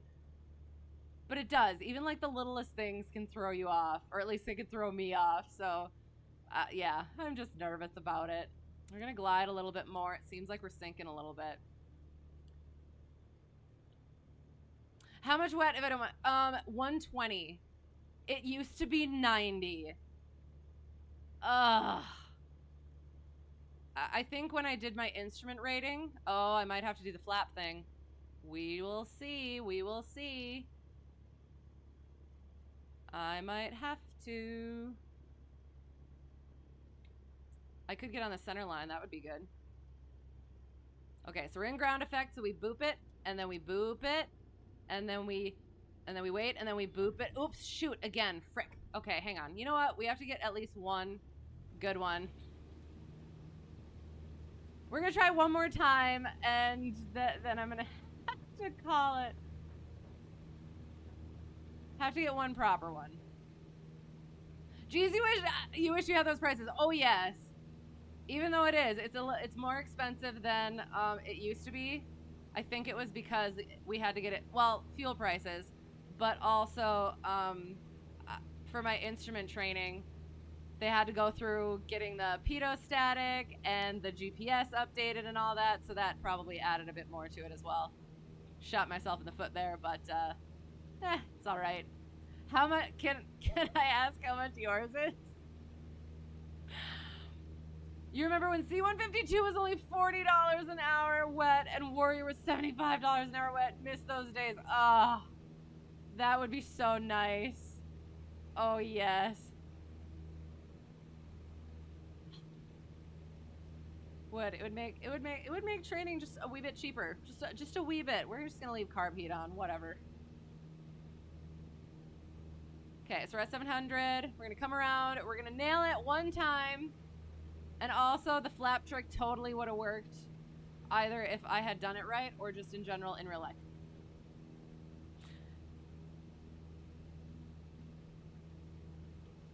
All right, so we're doing this one more time, and then we're gonna debrief in a little nav map, and then I'm gonna have to go to bed.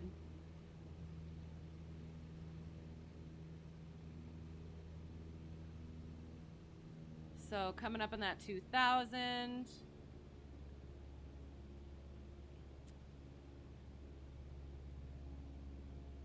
So it's 1009, so it's a little over 1,000, I guess, or 2,000.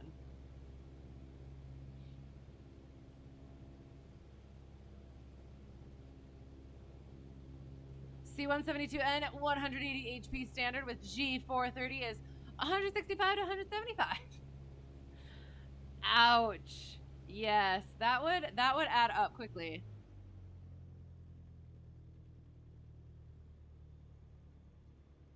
I think one of my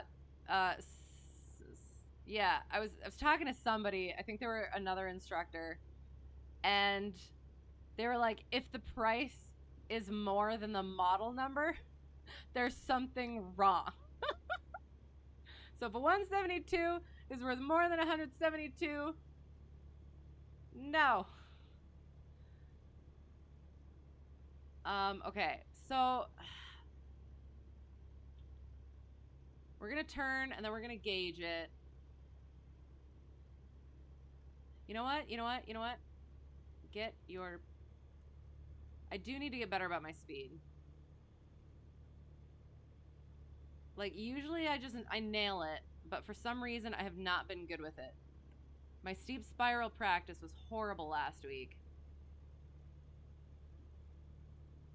Got a little bit of altitude to lose.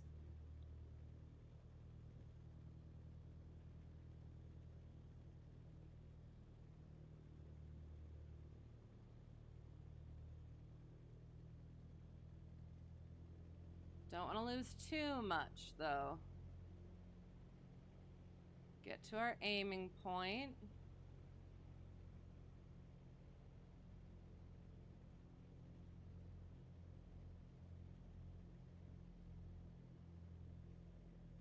Get low. Bleed off that speed. Get low, bleed off that speed. No. Hold it off. Then we touch down. I almost did what I did the first time. So I do. So that first time, I definitely should have had it, but I didn't.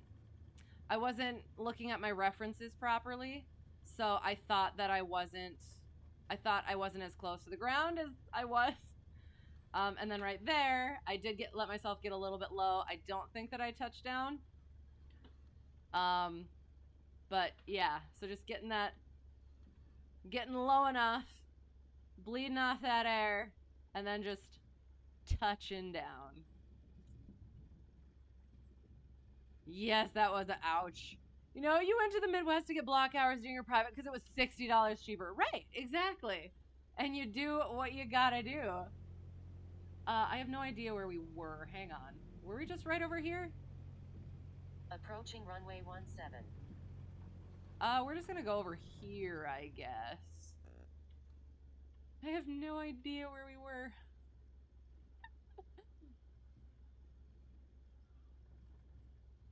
This looks kind of familiar. Hang on, where are we? Oh god, this isn't where we are.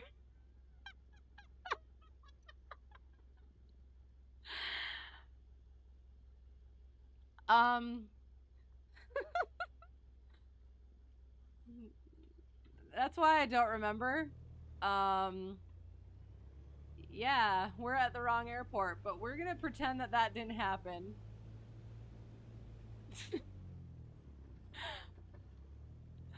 I wonder if, like, if I landed at the wrong airport, my DP didn't notice. If I could make him not notice until he said, "Congratulations, you have passed." Then I'd be like, "Excellent. All right, now we got to get back in the plane." It's his home airport, so I feel like that's not gonna fly. Ah, plane jokes. Best luck with my studies. Thank you. And you too, right? You said you were? Which one? Okay, I gotta go back. Instrument, right? Yes. Congrats in advance.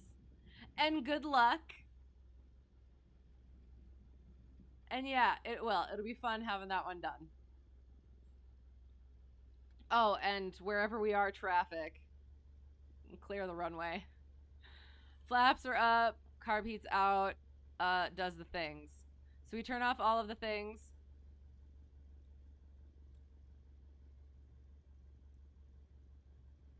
And there.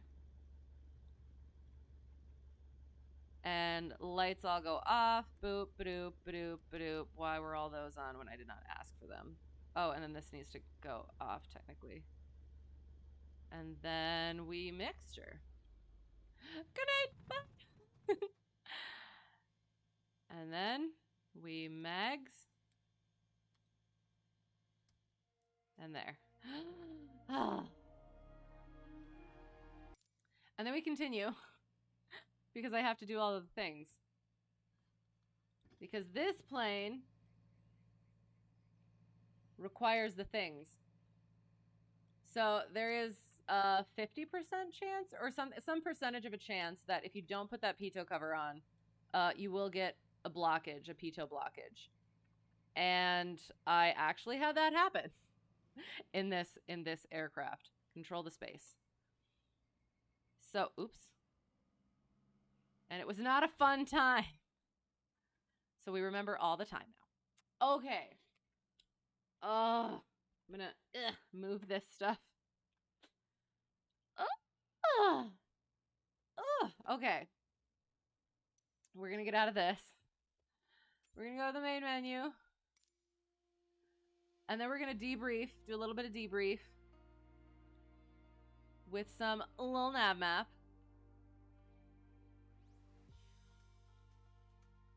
Boom. All right. So we started over here and we did our right downwind to start this bit. To start our cross country. And we hit our point. Yes, we hit our first waypoint, hit our second waypoint, and then we turned around for our clearing turn. Then we did our accelerated stall, which went okay. And then we did this thing, which it looked like we were a lot closer to our point than this, but okay, that's fine. I did notice that I think I was getting a bit too steep in the bank, so I'll have to be aware of that. And then we turned around and did some lazy 8s. They were kind of questionable. I gained a little bit of altitude that I shouldn't have, so I will work on that again. And then I don't know if I said this was a steep spiral, by the way. Brain is mush. And then we went back and we figured out where we were doing. Oh, it's like a little bow tie on a carrot. A little baby carrot. So I figured out where the wind was coming from, then had a brain fart and tried to get into the downwind by going upwind. And then we had to turn around to get into the downwind. And then we did, these were actually pretty good. Yeah, I think they're quite nice. So we go like that, and then we noom, and then we go like that, and we noom around our points, and then we leave, and then it was good. And then, again, I had another brain fart and was like, okay, so the runway pointing this way is the north-south one. So I'm going to cross midfield and enter in for 1-7. No, that's not at all what it is. So then we turned around and got into the actual downwind. Did our short field landing and nailed both of them, I think. And then we tried our 3 power off 180s. The first one I should have gotten. There was no reason I shouldn't have gotten it. I didn't run out of lift at all. I just touched down too early. Second one was terrible, and the flap thing didn't work as well as it should have. The flap trick in ground effect. And then the third one, we nailed it, I think. Yeah, it's pretty okay. And I'm starting to realize that I just should not use flaps. It's so much easier to just kind of gauge and adjust pitch and all that. So, I don't know. I'm going to try them again in real life, and yeah, we'll see what happens. But yeah, now I have to like learn or get familiar with and comfortable with all of the maneuvers in the new plane. So we'll see how that goes. So yeah, so that was Mach 2.1 commercial check ride. We're getting close-ish, maybe. We practiced the new POH, so that was good. That was good experience. We went over some mock bits from my IRL. There's a couple more things that I gotta go over still, but it's getting there. I'm getting more comfortable, kind of, but I feel like I shouldn't be, because then I'm gonna start messing stuff up. But we'll see. Yeah. So I'm not gonna usually do Sherlock on Thursdays, but we've taken a pause from that because I need to be focusing on IRL stuff, Checkride, and maid of honor duties. And then Sunday, we finished Chip's Challenge this past Sunday. So we're going to take a break from Sundays as well, barring changes if I feel like doing something and have the time or energy. So otherwise, Tuesdays we will continue flying, continue doing mock check rides until such time as I get that bugger out of the way. So, yeah, I think that's all the things. If I forgot anything, brain is mush. So we can throw it over to a raid. If you know anyone who is on, let me know. Otherwise, I will find the things.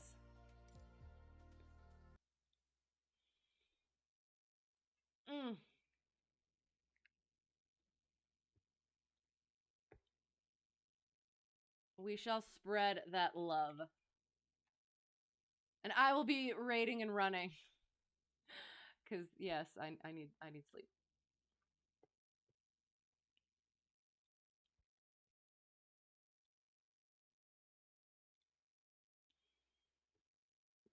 Okay. We'll start on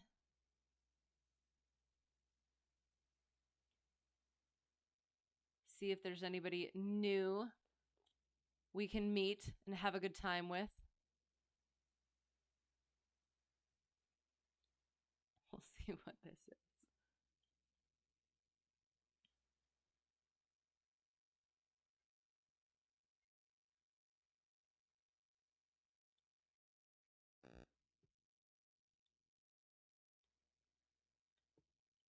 Try to find GA stuff.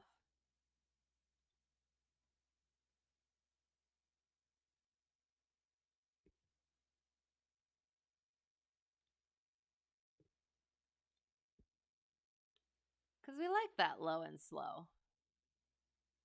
However, if it is not to be, that is all right.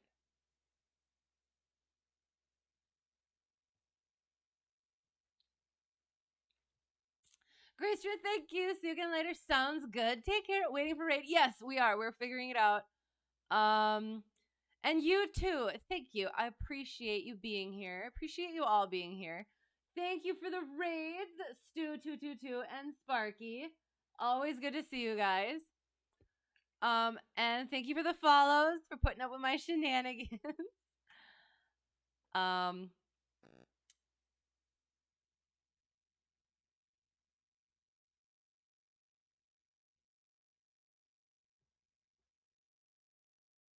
So I think we're gonna go here. Oh no! Well, shoot. We're not gonna go there. It's a followers only chat. So we haven't gone to Fliggity in a while. So we're gonna send you out to Fliggity. Make sure he's not ending. I feel like he's probably going for a while yet.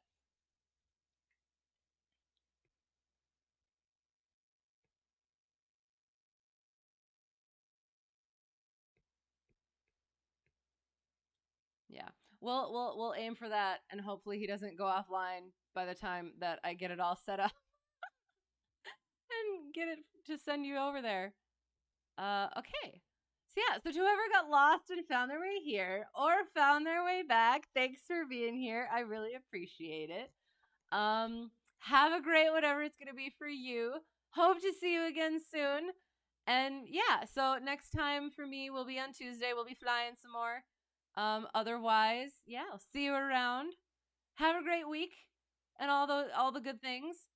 And have a good time in the raid. I just gotta figure out. Oh no, that's not what I wanted to do. I don't want to. I accidentally clipped it. Okay, and now I'm gonna potentially see that. That's the raid. Okay.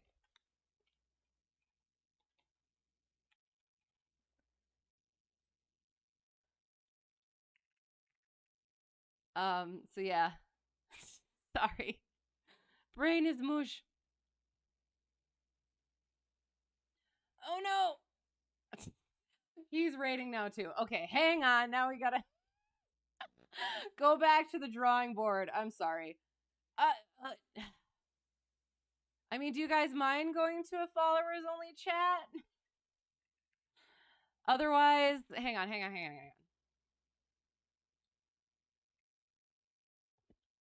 We'll try this one.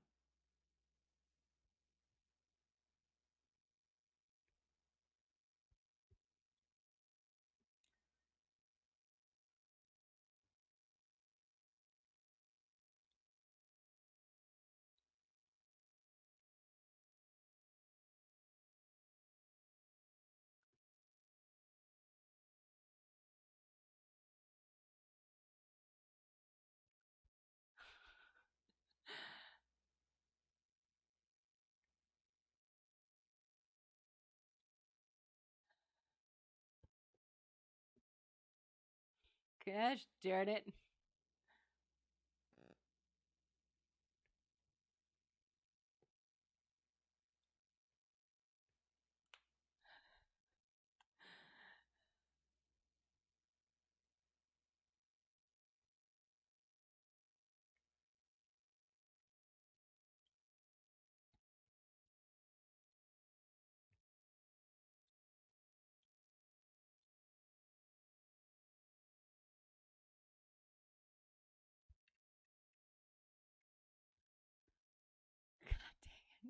I'm so sorry. We're getting there.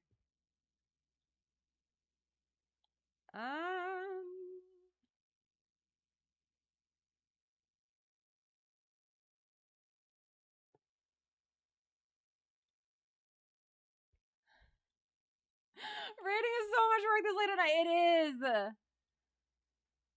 That's why I do. I usually try to. Yeah, I like being done earlier, but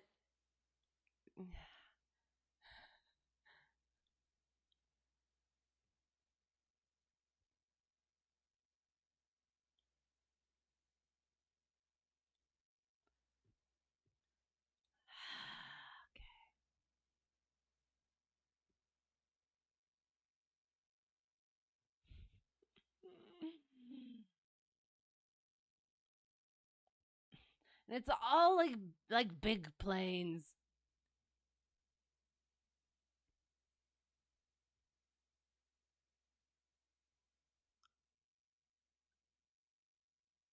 All right, we're just gonna pick one. We'll hope.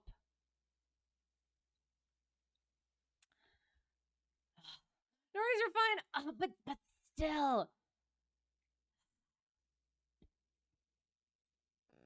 I want to say use the word good, but it's like. I like finding new people, but also I want to keep you guys stuck here.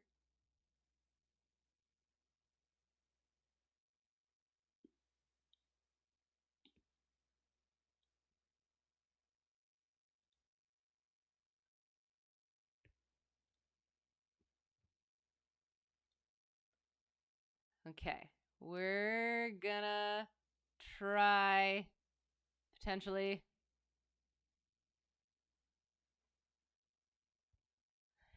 There's no one there.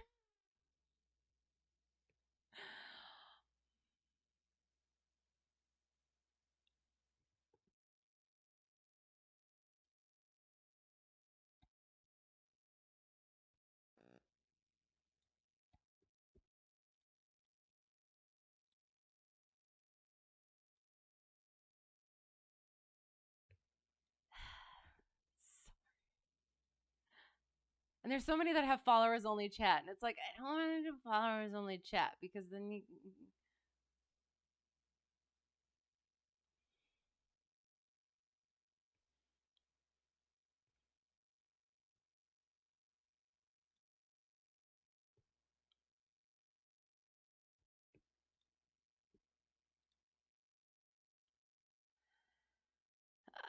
We are. We're just gonna have to try something, and I hope it goes well. I guess. So, what is this one?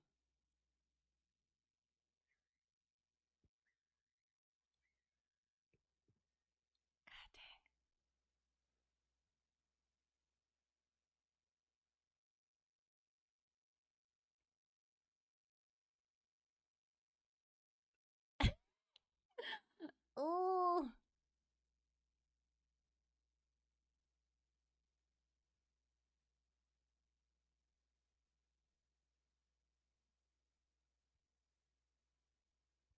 So kind of okay. Kind of want to throw you over here, but we're on a press any button to start screen. So I feel like they're AFK. It is. It's either they're big airplanes. There's no wait, maybe. There's no face cam. I kind of like face cam, or at least people talking. Or it's like a followers only chat. So we'll see.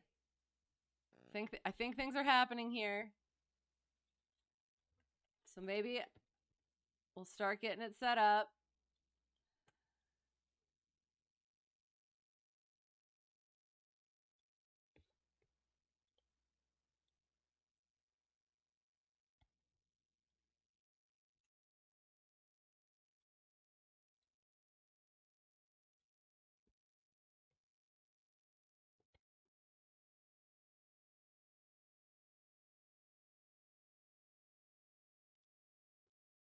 We'll see what they do. They're getting there. Getting into raid mode. Okay. I hope this goes well.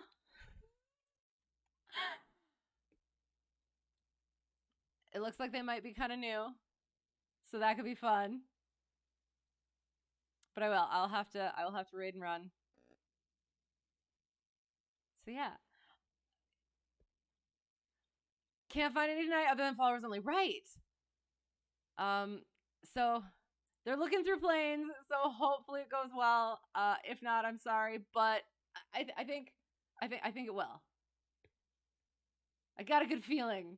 Maybe. I don't know. Hopefully. So yeah. So again, thank you so much. Thank you for sticking around while I'm trying to like struggle through finding somewhere good to send you. I do. I think it'll be good. I think it'll be good.